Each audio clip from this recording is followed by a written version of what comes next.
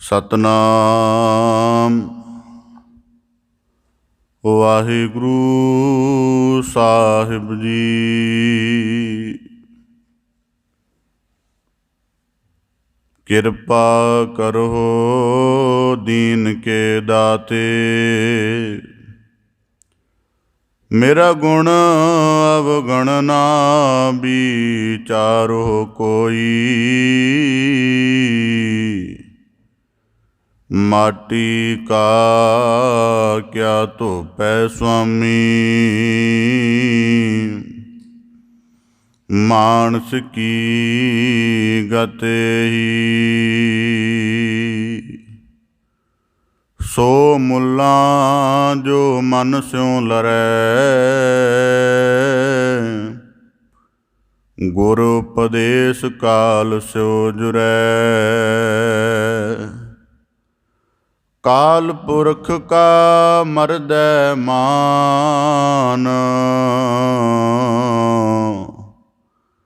ਤਿਸ ਮੁੱਲਾ ਕਉ ਸਦਾ ਸਲਾਮ। ਹੈ ਹਜੂਰ ਕਤ ਦੂਰ ਬਤਾਵਹੁ, ਦੁੰਦਰ ਬਾਧਹੁ ਸੁੰਦਰ ਪਾਵਹੁ।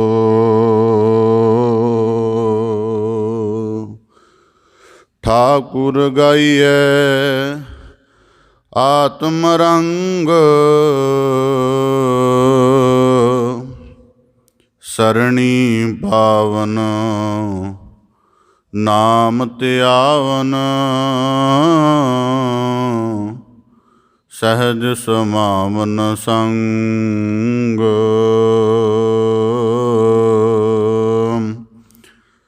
ਬੇਸੁਮਾਰ ਅਥਾਹ ਅਗਨਤ ਤੋਲੈ। ਜੋ ਬੁਲਾਵਹੁ ਤਿਉ ਨਾਨਕ ਦਾਸ ਬੋਲੇ। ਸਤਨਾਮ ਵਾਹਿਗੁਰੂ ਸਾਹਿਬ ਜੀ। ਕਬੀਰ ਹਜ ਕਾਬੇ ਕਉ ਜਾਏ ਥਾ, ਆਗੇ ਮਿਲਿਆ ਖੁਦਾਈ। ਸਾਈਂ ਮੁਝ ਸਿਉ ਲਰ ਪਰਿਆ, ਤੁਝੈ ਕਿਨ ਫੁਰਮਾਈ ਗਾਏ। ਕਬੀਰ ਹਜ ਕਾਬੈ ਹੋਏ ਹੋਏ ਗਿਆ, ਕੇਤੀ ਬਾਰ ਕਬੀਰ। ਸਾਈਂ ਮੁਝ ਮਹਿ ਕਿਆ ਖਤਾ, ਮੁਖੋ ਨਾ ਬੋਲੇ ਪੀਰ। ਸਾਈਂ ਮੁਝ ਮਹਿ ਕਿਆ ਖਤਾ, ਮੁਖੋ ਨਾ ਬੋਲੇ ਪੀਰ। ਵਾਹਿਗੁਰੂ ਜੀ ਕਾ ਖਾਲਸਾ, ਵਾਹਿਗੁਰੂ ਜੀ ਕੀ ਫਤਿਹ। ਧੰਨ ਧੰਨ ਸਤਿਗੁਰੂ ਗੁਰੂ ਗਰੀਬ ਨਿਵਾਜ, ਪਤਿਤ ਪਾਵਨ ਭਗਤ ਵਛਲ, ਕਿਰਪਾ ਨਿਧ ਦਇਆ ਨਿਧ ਕਰੁਣਾ ਨਿਧ ਸਤਿਗੁਰੂ ਸ੍ਰੀ ਗੁਰੂ ਗ੍ਰੰਥ ਸਾਹਿਬ ਜੀ ਦੀਨ ਦਇਆਲ ਪਾਤਸ਼ਾਹ, ਤਿਨਾਂ ਦੀ ਅਪਾਰ ਮਿਹਰਮਤ ਹੈ, ਅਥਾਹ ਬਖਸ਼ਿਸ਼ ਹੈ, ਜੋ ਸਤਿਗੁਰੂ ਸਾਹਿਬ ਜੀ ਨੇ ਸਭ ਨੂੰ ਆਪਣੀ ਮਿਹਰ ਭਰੀ ਬਖਸ਼ਿਸ਼ ਭਰੀ ਨਜ਼ਰ ਕਰਕੇ ਆਪਣੀ ਪਾਵਨ ਪਵਿੱਤਰ ਮੁਬਾਰਕ ਚਰਨ ਸ਼ਰਨ ਹਜ਼ੂਰੀ ਦੇ ਅੰਤਰਗਤ ਸਤਸੰਗਤ ਰੂਪ ਵਿੱਚ ਜੁੜਨ ਦਾ, ਸ਼ਬਦ ਦੇ ਅਭਿਆਸ ਦੁਆਰਾ ਆਪਣੇ ਮਨੁੱਖਾ ਜੀਵਨ ਨੂੰ ਸੰਵਾਰਨ ਦਾ, ਸਤਸੰਗਤ ਦੇ ਇਹਨਾਂ ਪਲਾਂ ਦੁਆਰਾ ਆਪਣੇ ਜੀਵਨ ਦੀ ਅਮੋਲਕ ਨਾਮ ਧਨ ਵਾਲੀ ਰਾਸ ਸੰਚਰਨ ਦਾ ਅਵਸਰ ਬਖਸ਼ਿਸ਼ ਕਰਕੇ ਨਵਾਜ਼ਿਸ਼ ਕੀਤੀ ਹੈ ਜੀ। ਆਪ ਜੀ ਬੜੇ ਸੁਭਾਗਸ਼ਾਲੀ ਹੋ। ਜੋ ਸਤਿਗੁਰੂ ਕੀ ਰਹਿਮਤ ਦੇ ਪਾਤਰ ਬਣਦਿਆਂ ਹੋਇਆਂ ਸਤ ਸੰਗਤ ਰੂਪ ਵਿੱਚ ਉੱਤਮ ਨਿਰਮਲ ਅਭਿਆਸ ਕਰਨ ਦਾ ਯਤਨ ਕਰ ਰਹੇ ਹੋ ਜੀ। ਸਤਿਗੁਰੂ ਕੀ ਅਪਾਰ ਕਿਰਪਾ ਸਦਕਾ ਆਪ ਜੀ ਭਗਤ ਸਿਰਮੌਰ ਭਗਤ ਕਬੀਰ ਸਾਹਿਬ ਜੀ ਦੇ ਸ਼ਲੋਕਾਂ ਦੀ ਲੜੀਵਾਰ ਵਿਚਾਰ ਦੁਆਰਾ ਗਿਆਨਮਈ ਭਾਵਾਂ ਨੂੰ ਆਪਣੇ ਹਿਰਦੇ ਅੰਦਰ ਵਸਾ ਕੇ ਆਪਣੇ ਜੀਵਨ ਦੀ ਗੁਰਮੁਖੀ ਘਾੜਤ ਕੱਢਣ ਦਾ ਯਤਨ ਕਰਦੇ ਹੋ। ਭਗਤ ਕਬੀਰ ਸਾਹਿਬ ਜੀ ਦੇ ਸ਼ਲੋਕਾਂ ਦੀ ਲੜੀਵਾਰ ਵਿਚਾਰ ਨਾਲ ਜੁੜਨ ਦਾ ਯਤਨ ਕਰੀਏ ਜੀ। ਵਿਚਾਰ ਪ੍ਰਾਰੰਭ ਕਰਨ ਤੋਂ ਪਹਿਲਾਂ ਬੜੇ ਅਦਬ ਸਹਿਤ ਉਚਾਰਨ ਕਰੋ ਜੀ। ਸਤਨਾਮ ਸ੍ਰੀ ਵਾਹਿਗੁਰੂ ਸਾਹਿਬ ਜੀ। ਕਬੀਰ ਹਜ ਕਾਬੇ ਕਉ ਜਾਏ ਥਾ, ਆਗੈ ਮਿਲਿਆ ਖੁਦਾਇ।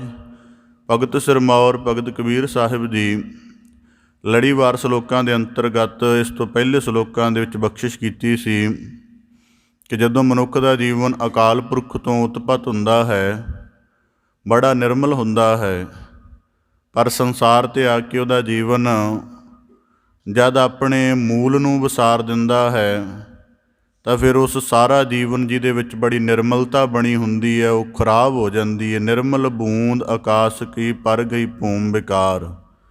ਪਰ ਜਿਹੜੇ ਸਤ ਸੰਗਤ ਵਿੱਚ ਜੁੜ ਕੇ ਆਪਣੇ ਜੀਵਨ ਦੀ ਆਰੰਭਕ ਨਿਰਮਲਤਾ ਨੂੰ, ਪਵਿੱਤਰਤਾ ਨੂੰ, ਉਚਾਈ ਨੂੰ ਸਮਝ ਲੈਂਦੇ ਹਨ, ਫਿਰ ਉਹ ਆਪਣੇ ਆਪ ਨੂੰ ਕਿਸੇ ਸੁੱਕੀ ਸੜੀ ਜ਼ਮੀਨ ਦੇ ਵਿੱਚ ਜਜ਼ਬ ਨਹੀਂ ਹੋਣ ਦਿੰਦੇ, ਸਗੋਂ ਗੁਣਾਂ ਦੇ ਨਾਲ ਆਪਣੇ ਜੀਵਨ ਨੂੰ ਹਰਿਆ ਭਰਿਆ ਰੱਖ ਕੇ ਅਤੇ ਬੰਦਗੀ ਦੇ ਧਨ ਨਾਲ ਸੰਚਦੇ ਰਹਿੰਦੇ ਹਨ। ਇਸੇ ਪ੍ਰਕਾਰ ਭਗਤ ਕਬੀਰ ਸਾਹਿਬ ਦੀ ਬਖਸ਼ਿਸ਼ ਕਰਦੇ ਹਨ। ਕਬੀਰ ਹਜ ਕਾਬੇ ਕਉ ਜਾਏ ਥਾ, ਆਗੈ ਮਿਲਿਆ ਖੁਦਾਇ। ਸੰਪਰਦਾਈ ਵਿਆਖਿਆਵਾਂ ਦੇ ਅਨੁਸਾਰ ਇਹਨਾਂ ਦੋਵਾਂ ਸ਼ਲੋਕਾਂ ਦੇ ਵਿੱਚੋਂ ਜੋ ਦੂਸਰਾ ਸ਼ਲੋਕ ਹੈ ਉਹਦੀ ਵਿਆਖਿਆ ਪਹਿਲੇ ਭਾਵ ਵਿੱਚ ਕੀਤੀ ਜਾਂਦੀ ਹੈ। ਭਗਤ ਕਬੀਰ ਸਾਹਿਬ ਜੀ ਦੂਸਰੇ ਸ਼ਲੋਕ ਵਿੱਚ ਬਖਸ਼ਿਸ਼ ਕਰਦੇ ਹਨ। ਕਬੀਰ ਹਜ ਕਾਬੈ ਹੋਏ ਹੋਏ ਗਿਆ, ਕੇਤੀ ਬਾਰ ਕਬੀਰ। ਕਿ ਜੀਵਨ ਦੇ ਵਿੱਚ ਸੱਚੇ ਮੋਮਨ ਹੋਣ ਦਾ, ਦੀਨੀ ਮੁਸਲਮਾਨ ਹੋਣ ਦਾ ਚਾਅ ਉਪਜਿਆ ਅਤੇ ਉਸ ਚਾਅ ਨੂੰ ਧਰਮ ਦੇ ਨੇਮ ਅਨੁਸਾਰ ਪੂਰਾ ਕਰਨ ਦੇ ਲਈ ਜਿਹੜਾ ਇਸਲਾਮ ਦੇ 4 ਥੰਮਾਂ ਨੂੰ ਮੰਨਦਾ ਹੈ ਉਹ ਸੱਚਾ ਮੋਮਨ ਮੁਸਲਮਾਨ ਮੰਨਿਆ ਜਾਂਦਾ ਹੈ। ਉਹਨਾਂ 4 ਥੰਮਾਂ ਦੇ ਵਿੱਚੋਂ 5 ਵਕਤ ਦੀ ਨਮਾਜ਼, ਜਿਹੜਾ ਰੋਜ਼ਿਆਂ ਦਾ ਰੱਖਣਾ, ਉਸ ਤੋਂ ਇਲਾਵਾ ਜ਼ਕਾਤ ਦਾਨ ਦੇਣਾ, ਅਤੇ ਚੌਥਾ ਪ੍ਰਮੁੱਖ ਥੰਮ ਹੈ ਉਹਨਾਂ ਦਾ ਜਿਹੜਾ ਹੱਜ। ਭਗਤ ਕਬੀਰ ਸਾਹਿਬ ਜੀ ਕਹਿੰਦੇ ਦੀਨੀ ਮੁਸਲਮਾਨ ਦੇ ਨੁਕਤੇ ਤੋਂ ਆਪਣੇ ਜੀਵਨ ਨੂੰ ਧਾਰਮਿਕ ਅਕੀਦੇ ਅਨੁਸਾਰ ਆਪਣੀ ਸਾਧਨਾ ਨੂੰ ਪੂਰਾ ਕਰਨ ਦੇ ਲਈ ਜਿਹੜਾ ਚੌਥਾ ਇਸਲਾਮ ਦਾ ਥੰਮ ਮੰਨਿਆ ਜਾਂਦਾ ਹੈ ਹੱਜ, ਭਾਵ ਕਿ ਮੱਕਾ ਸ਼ਹਿਰ ਵਿਖੇ ਜਾ ਕੇ ਅਤੇ ਕਾਬੇ ਦੀ ਮੁਬਾਰਕ ਜਿਹੜੀ ਇਮਾਰਤ ਹੈ ਉਸ ਦੀ 4 ਦੀਵਾਰੀ ਦੀ ਪਰਿਕਰਮਾ ਕਰਕੇ ਉਹਦੀ ਜ਼ਿਆਰਤ ਕਰਨੀ, ਸਜਦਾ ਕਰਨਾ, ਸੰਗੇ ਅਸਵਦ ਨੂੰ ਚੁੰਮਣਾ। ਕਹਿੰਦੇ ਇਹ ਜਿਹੜਾ ਹੈ ਇਹ ਹੱਜ ਦਾ ਕਰਮ ਇਸਲਾਮੀ ਦੀਨ ਦੇ ਵਿੱਚ ਬੜੇ ਵਿਸ਼ਵਾਸ ਭਾਵ ਨਾਲ ਬੜਾ ਪ੍ਰਮੁੱਖ ਮੰਨਿਆ ਜਾਂਦਾ ਹੈ। ਕਹਿੰਦੇ ਇਸ ਨੂੰ ਮੰਨ ਕੇ ਹੱਜ ਦੇ ਤਹਿਤ ਚੱਲ ਕੇ ਬੜੀ ਵਾਰ ਕਾਬੇ ਗਏ ਹਾਂ, ਬੜੀ ਵਾਰੀ ਜ਼ਿਆਰਤ ਕੀਤੀ ਹੈ, ਪਰ ਸਾਈਂ ਮੁਝ ਮੈਂ ਕਿਆ ਖਤਾ ਮੁਖੋ ਨਾ ਬੋਲੇ ਪੀਰ। ਜਿਸ ਸਾਈਂ ਦੇ ਮਿਲਾਪ ਲਈ ਕਾਬੇ ਜਾ ਰਿਹਾ ਹਾਂ, ਪਤਾ ਨਹੀਂ ਹਰ ਵਾਰੀ ਕੀ ਮੇਰੇ ਜੀਵਨ 'ਚ ਕੋਈ ਕਮੀ ਹੈ ਜਾਂ ਮੇਰੀ ਸਾਧਨਾ ਦੇ ਵਿੱਚ ਕਿਸੇ ਤਰ੍ਹਾਂ ਦੀ ਭਾਵਨਾ ਦੀ ਘਾਟ ਹੈ, ਜਾਂ ਜਿਹੜਾ ਹੱਜ ਲਈ ਸਮੁੱਚਾ ਯਤਨ ਕਰਦਾ ਹਾਂ ਉਹਦੇ ਵਿੱਚ ਪੂਰੀ ਸ਼ੁੱਧਤਾ, ਪਵਿੱਤਰਤਾ, ਅਹਿਸਾਸ ਨਹੀਂ ਹਨ। ਭਾਵ ਕਿ ਕਦੇ ਮੈਨੂੰ ਅੱਗੋਂ ਸਾਈਂ ਨੇ ਬੋਲ ਕੇ ਮਿਲਾਪ ਕਰਕੇ ਨਹੀਂ ਦੱਸਿਆ ਕਿ ਤੇਰੀ ਹਾਜ਼ਰੀ ਇੱਥੇ ਆਏ ਦੀ ਪ੍ਰਵਾਨ ਹੈ, ਤੇਰਾ ਆਇਆ ਇੱਥੇ ਮੈਨੂੰ ਚੰਗਾ ਲੱਗਿਆ। ਇਸ ਕਰਕੇ ਭਗਤ ਕਬੀਰ ਸਾਹਿਬ ਜੀ ਸ਼ਲੋਕ ਦੁਆਰਾ ਸਾਨੂੰ ਬੜਾ ਗੁਹਜ ਉਪਦੇਸ਼ ਬਖਸ਼ਿਸ਼ ਕਰ ਰਹੇ ਹਨ। ਭਗਤ ਕਬੀਰ ਸਾਹਿਬ ਜੀ ਨੇ ਬਾਣੀ ਦੇ ਵਿੱਚ ਜ਼ਿਕਰ ਕੀਤਾ ਹੈ, ਸੋ ਮੁੱਲਾਂ ਜੋ ਮਨ ਸਿਉ ਲਰੈ, ਕਾਲ ਉਪਦੇਸ਼ ਗੁਰ ਉਪਦੇਸ਼ ਕਾਲ ਸਿਉ ਜੁਰੈ। ਉਹਦੇ ਵਿੱਚ ਜ਼ਿਕਰ ਆਉਂਦਾ ਹੈ ਹਜੂਰ ਕਤ ਦੂਰ ਬਤਾਵੋ, ਦੁੰਦਰ ਬਾਦੋ ਸੁੰਦਰ ਪਾਵੋ। ਮਨੁੱਖ ਨੇ ਇੱਕ ਦਫਾ ਇਹ ਜਾਣਿਆ ਕਿ ਘੱਟ ਘੱਟ ਵਿਆਪਕ ਅਕਾਲ ਪੁਰਖ ਦਾ ਨੂਰ ਹੈ। ਪਰ ਬਾਅਦ ਦੇ ਵਿੱਚ ਆਪਣੇ ਹੀ ਇਸ ਕਥਨ ਨੂੰ ਜਾਂ ਇਸ ਪਰਮੇਸ਼ਰ ਦੀ ਵਿਆਪਕ ਹੋਣ ਦੀ ਅਟੱਲ ਸੱਚਾਈ ਨੂੰ ਸੀਮਤ ਕਰਨਾ ਸ਼ੁਰੂ ਕਰ ਦਿੱਤਾ ਅਤੇ ਜਦੋਂ ਮਜ਼ਹਬ ਰੂਪ ਅਖਤਿਆਰ ਹੋਏ ਤਾਂ ਕਹਿ ਦਿੱਤਾ ਕਿ ਜਿਹੜਾ ਅੱਲਾਹ ਤਾਲਾ ਦਾ ਖੁਦਾ ਦਾ ਨੂਰ ਹੈ ਉਹਦਾ ਪਰਮ ਪ੍ਰਕਾਸ਼ ਕੇਵਲ ਕਾਬੇ ਵਿੱਚ ਹੈ, ਪੱਛਮ ਦੇ ਵਿੱਚ ਹੈ। ਇਸ ਕਰਕੇ ਦੀਨੀ ਮੁਸਲਮਾਨ ਨਮਾਜ਼ ਦੌਰਾਨ ਆਪਣਾ ਸਜਦਾ ਲਹਿੰਦੇ ਦੀ ਤਰਫ ਕਰਦੇ ਹਨ, ਮੰਨਣ ਲੱਗ ਪਏ ਕਿ ਜਿਹੜਾ ਅੱਲਾਹ ਦਾ ਵਾਸ ਹੈ ਉਹ ਕੇਵਲ ਕਾਬੇ ਵਿੱਚ ਹੈ। ਤਾਂ ਭਗਤ ਕਬੀਰ ਸਾਹਿਬ ਜੀ ਕਹਿੰਦੇ ਇਸ ਗੱਲ ਨੂੰ ਪ੍ਰਮੁੱਖ ਮੰਨ ਕੇ ਚੱਲਦੇ ਰਹੇ ਹਨ ਅਤੇ ਇਸ ਗੱਲ ਨੂੰ ਮੰਨ ਕੇ ਕਿ ਸ਼ਾਇਦ ਉੱਥੇ ਜਾ ਕੇ ਖੁਦਾ ਮਿਲ ਜਾਏਗਾ, ਕਾਬੇ ਦੇ ਵਿੱਚ ਜਾ ਕੇ। ਬੜੀ ਵਾਰੀ ਨਮਨ ਕੀਤੇ, ਸਜਦੇ ਕੀਤੇ, ਪਰ ਕਹਿੰਦੇ ਜੀਵਨ ਦੇ ਵਿੱਚ ਇੱਕ ਠਹਿਰਾ ਨਾ ਆਇਆ ਜਿਹੜਾ ਅੱਲਾਹ ਤਾਲਾ ਦੇ ਮਿਲਣ ਨਾਲ ਆ ਜਾਣਾ ਸੀ। ਇਸ ਕਰਕੇ ਪਹਿਲੀ ਅਵਸਥਾ ਦੱਸਦੇ ਹਨ ਕਿ ਮੈਨੂੰ ਲੱਗਿਆ ਕਿ ਸ਼ਾਇਦ ਮੇਰੇ ਅੰਦਰ ਕੋਈ ਖਤਾ ਹੈ, ਮੇਰੇ ਜੀਵਨ ਅੰਦਰ ਕੋਈ ਘਾਟ ਹੈ ਜਿਹਦੇ ਕਰਕੇ ਮੈਨੂੰ ਅੱਲਾਹ ਤਾਲਾ ਦੇ ਪੂਰੇ ਦਰਸ਼ਨ ਨਹੀਂ ਹੁੰਦੇ, ਕੇਵਲ ਉੱਥੋਂ ਦੀ ਜ਼ਿਆਰਤ ਕਰਕੇ ਮੈਂ ਮੁੜ ਆਉਂਦਾ ਹਾਂ। ਇਸ ਕਰਕੇ ਭਗਤ ਕਬੀਰ ਸਾਹਿਬ ਜੀ ਨੇ ਬਾਣੀ ਦੇ ਵਿੱਚ ਸਾਨੂੰ ਇਹ ਵੀ ਬਖਸ਼ਿਸ਼ ਕੀਤੀ ਹੈ, ਅੱਲੋਹ ਏਕ ਮਸੀਤ ਬਸਤ ਹੈ ਅਵਰ ਮੁਲਕ ਕਿਸ ਕੇਰਾ, ਹਿੰਦੂ ਮੂਰਤ ਨਾਮ ਨਿਵਾਸੀ ਦੋਹ ਮੈਂ ਤਤ ਨਾ ਹੇਰਾ। ਭਗਤ ਕਬੀਰ ਸਾਹਿਬ ਜੀ ਪ੍ਰਭਾਤੀ ਰਾਗ ਅੰਦਰ ਆਖਦੇ ਹਨ, ਜੇ ਕੇਵਲ ਅੱਲਾਹ ਤਾਲਾ ਦੇ ਨੂਰ ਨੂੰ ਇਕੱਲਾ ਕਾਬੇ ਦੇ ਵਿੱਚ ਹੀ ਮੰਨ ਲਈਏ ਤਾਂ ਫਿਰ ਬਾਕੀ ਜਗ੍ਹਾ ਜਿਹੜੇ ਉਹਦੇ ਸਰੂਪ ਨੂੰ ਉਹਦੀ ਯਾਦ ਕਰਕੇ ਆਰਾਧ ਰਹੇ ਹਨ, ਉਹਦੀ ਰਹਿਮਤ ਦੇ ਲਈ ਦੁਆ ਕਰ ਰਹੇ ਹਨ, ਅਰਦਾਸ ਕਰਦੇ ਹਨ, ਫਿਰ ਉਹਨਾਂ ਦੀ ਅਰਦਾਸ ਸੁਣਨ ਵਾਲਾ ਜੇ ਉਸ ਜਗ੍ਹਾ ਮੌਜੂਦ ਨਹੀਂ ਹੈ ਤਾਂ ਸੁਣੇਗਾ ਕਿਵੇਂ? ਜੇ ਕੇਵਲ ਇੰਨਾ ਹੀ ਮੰਨ ਲਿਆ ਜਾਵੇ ਕਿ ਉਹ ਕੇਵਲ ਕਾਬੇ ਵਿੱਚ ਹੈ। ਇਸ ਕਰਕੇ ਜਿਹੜਾ ਇਸਲਾਮ ਵਾਲੇ ਪਾਕ ਕਲਮਾ ਪੜ੍ਹਦੇ ਹਨ ਉਹਦੇ ਵਿੱਚ ਜ਼ਿਕਰ ਆਉਂਦਾ ਲਾ ਇਲਾਹਾ, ਉਹਦੇ ਪਹਿਲੇ ਲਫ਼ਜ਼ ਇਹ ਹਨ, ਭਾਵ ਕਿ ਉਹ ਮਕਾਨ ਲਾ ਮਕਾਨ ਹੈ, ਉਹਦਾ ਕੋਈ ਘਰ, ਉਹਦਾ ਕੋਈ ਖਾਸ ਨਿਵਾਸ ਟਿਕਾਣਾ ਥਾਂ ਨਹੀਂ ਹੈ। ਪਰ ਇਸ ਭਰਮ ਦੇ ਵਿੱਚ ਭਗਤ ਕਬੀਰ ਸਾਹਿਬ ਜੀ ਕਹਿੰਦੇ ਕਲਮੇ ਦੇ ਵਿੱਚ ਇਹਦਾ ਜ਼ਿਕਰ ਕਰਦੇ ਹਾਂ, ਪਰ ਜੀਵਨ ਦੇ ਵਿੱਚ ਇਹ ਭਰਮ ਬਣਿਆ ਹੋਇਆ ਹੈ ਕਿ ਹਜ ਕਾਬੇ ਦੀ ਯਾਤਰਾ ਦੇ ਨਾਲ ਹੀ ਅਸੀਂ ਪੂਰੇ ਦੀਨੀ ਮੁਸਲਮਾਨ ਹੋਵਾਂ ਜਾਵਾਂਗੇ। ਇਸ ਕਰਕੇ ਭਗਤ ਕਬੀਰ ਸਾਹਿਬ ਜੀ ਕਹਿੰਦੇ ਜੇ ਕੇਵਲ ਕਾਬੇ ਵਿੱਚ ਹੈ ਅਵਰ ਮੁਲਕ ਕਿਸ ਕੇਰਾ, ਫਿਰ ਬਾਕੀ ਦੇਸ਼ਾਂ ਨੂੰ, ਬਾਕੀ ਸਾਰੀ ਖਲਕਤ ਦੀ ਅਰਦਾਸ ਜੋਦੜੀ ਉਹਨਾਂ ਦੀ ਭਾਵਨਾ ਨੂੰ ਸੁਣ ਕੇ ਨਵਾਜ਼ਿਸ਼ ਕਰਨ ਵਾਲਾ ਅੱਲਾਹ ਤਾਲਾ ਫਿਰ ਬਾਕੀ ਹੋਰ ਕੌਣ ਹੈ ਜਿਹੜਾ ਬਾਕੀ ਦੇਸ਼ਾਂ ਦੇ ਵਿੱਚ ਰਹਿਨੁਮਾਈ ਕਰਦਾ ਹੈ। ਇਸ ਕਰਕੇ ਭਗਤ ਕਬੀਰ ਸਾਹਿਬ ਜੀ ਆਖਦੇ ਹਨ, ਕਬੀਰ ਹਜ ਕਾਬੈ ਹੋਏ ਹੋਏ ਗਿਆ। ਔਰ ਇਹਦੇ ਵਿੱਚ ਇੱਕ ਹੋਰ ਵੀ ਅਨੁਭਵ ਹੈ, ਜਦੋਂ ਪਹਿਲੀ ਦਫਾ ਬੰਦੇ ਨੂੰ ਧਰਮ ਦੇ ਨਿਯਮਾਂ ਦੀ ਸਮਝ ਆਉਂਦੀ ਹੈ ਅਤੇ ਉਹ ਉਹਨਾਂ ਨੂੰ ਇਸੇ ਸਿਲਸਿਲੇ ਨਾਲ ਹੀ ਪੂਰਾ ਕਰਨਾ ਚਾਹੁੰਦਾ। ਇਸ ਕਰਕੇ ਇਹਦੇ ਵਿੱਚ ਕੋਈ ਨਿਸ਼ੇਧ ਨਹੀਂ ਇਸ ਗੱਲ ਦਾ, ਜੇ ਇਸ ਗੱਲ ਨੂੰ ਰੱਦ ਨਹੀਂ ਕਰਦੇ ਕਿ ਜਾਣਾ ਗਲਤ ਹੈ, ਪਰ ਇਹ ਕਿ ਜੇ ਮਨੁੱਖ ਦੀ ਯਾਤਰਾ ਦਾ ਭਾਵ ਇੱਥੋਂ ਤੱਕ ਹੀ ਰੁਕਿਆ ਰਹੇ ਕਿ ਉਹ ਕਿਸੇ ਮੁਬਾਰਕ ਪਵਿੱਤਰ ਸਥਾਨ 'ਤੇ ਜਾ ਕੇ ਸਜਦਾ ਕਰਨ ਨੂੰ, ਨਮਨ ਕਰਨ ਨੂੰ, ਨਤਮਸਤਕ ਹੋਣ ਨੂੰ ਹੀ ਆਪਣੇ ਧਾਰਮਿਕ ਜਾਂ ਅਧਿਆਤਮਿਕ ਜੀਵਨ ਦੀ ਸੰਪੂਰਨਤਾ ਮੰਨਣ ਲੱਗ ਪਵੇ, ਤਾਂ ਇਹਦੇ ਵਿੱਚ ਥੋੜ੍ਹਾ ਇਸ ਗੱਲ ਦੇ ਉੱਪਰ ਵਾਚਿਆ ਜਾਣਾ ਚਾਹੀਦਾ। ਇਸ ਕਰਕੇ ਭਗਤ ਕਬੀਰ ਸਾਹਿਬ ਜੀ ਕਹਿੰਦੇ ਹਜ ਕਾਬੈ ਹੋਏ ਹੋਏ ਗਿਆ। ਜਦੋਂ ਤੱਕ ਧਰਮ ਦਾ ਕੇਵਲ ਮੁੱਢਲਾ ਜਿਹਾ ਅਨੁਭਵ ਪਤਾ ਸੀ ਕਿ ਪਵਿੱਤਰ ਧਾਰਮਿਕ ਅਸਥਾਨਾਂ ਦੀ ਜ਼ਿਆਰਤ ਯਾਤਰਾ ਕਰਨ ਦੇ ਨਾਲ ਜੀਵਨ 'ਚ ਉਚਾਈ ਮਿਲਦੀ ਹੈ, ਕਹਿੰਦੇ ਉਦੋਂ ਤੱਕ ਇਸ ਖਿਆਲ ਦੇ ਵਿੱਚ ਰਹੇ ਔਰ ਬਹੁਤ ਦਫਾ ਗਏ। ਜਦੋਂ ਜਦੋਂ ਜੀਵਨ ਦੇ ਵਿੱਚ ਸਮਝ, ਕਹਿੰਦੇ ਫਿਰ ਹੌਲੀ ਹੌਲੀ ਸਮਝ ਆਉਂਦੀ ਗਈ ਕਿ ਅਜੇ ਇੰਨੀ ਦਫਾ ਜ਼ਿਆਰਤ ਕਰ ਲਈ ਹੈ ਮੱਕੇ ਕਾਬੇ ਦੀ, ਪਰ ਅਜੇ ਜੀਵਨ ਪੂਰੀ ਤਰ੍ਹਾਂ ਪਵਿੱਤਰ ਨਹੀਂ ਹੋਇਆ, ਮਨ ਪੂਰੀ ਤਰ੍ਹਾਂ ਸਹਿਜ ਵਿੱਚ ਨਹੀਂ ਆਇਆ, ਜੀਵਨ ਦੇ ਵਿੱਚ ਪੂਰਾ ਖੇੜਾ ਨਹੀਂ ਬਣਿਆ। ਅਤੇ ਕਾਰਨ ਕੀ ਹੈ? ਕਿਤੇ ਸਾਡਾ ਯਤਨ ਤਾਂ ਕੁਝ ਘੱਟ ਨਾ ਹੋਵੇ।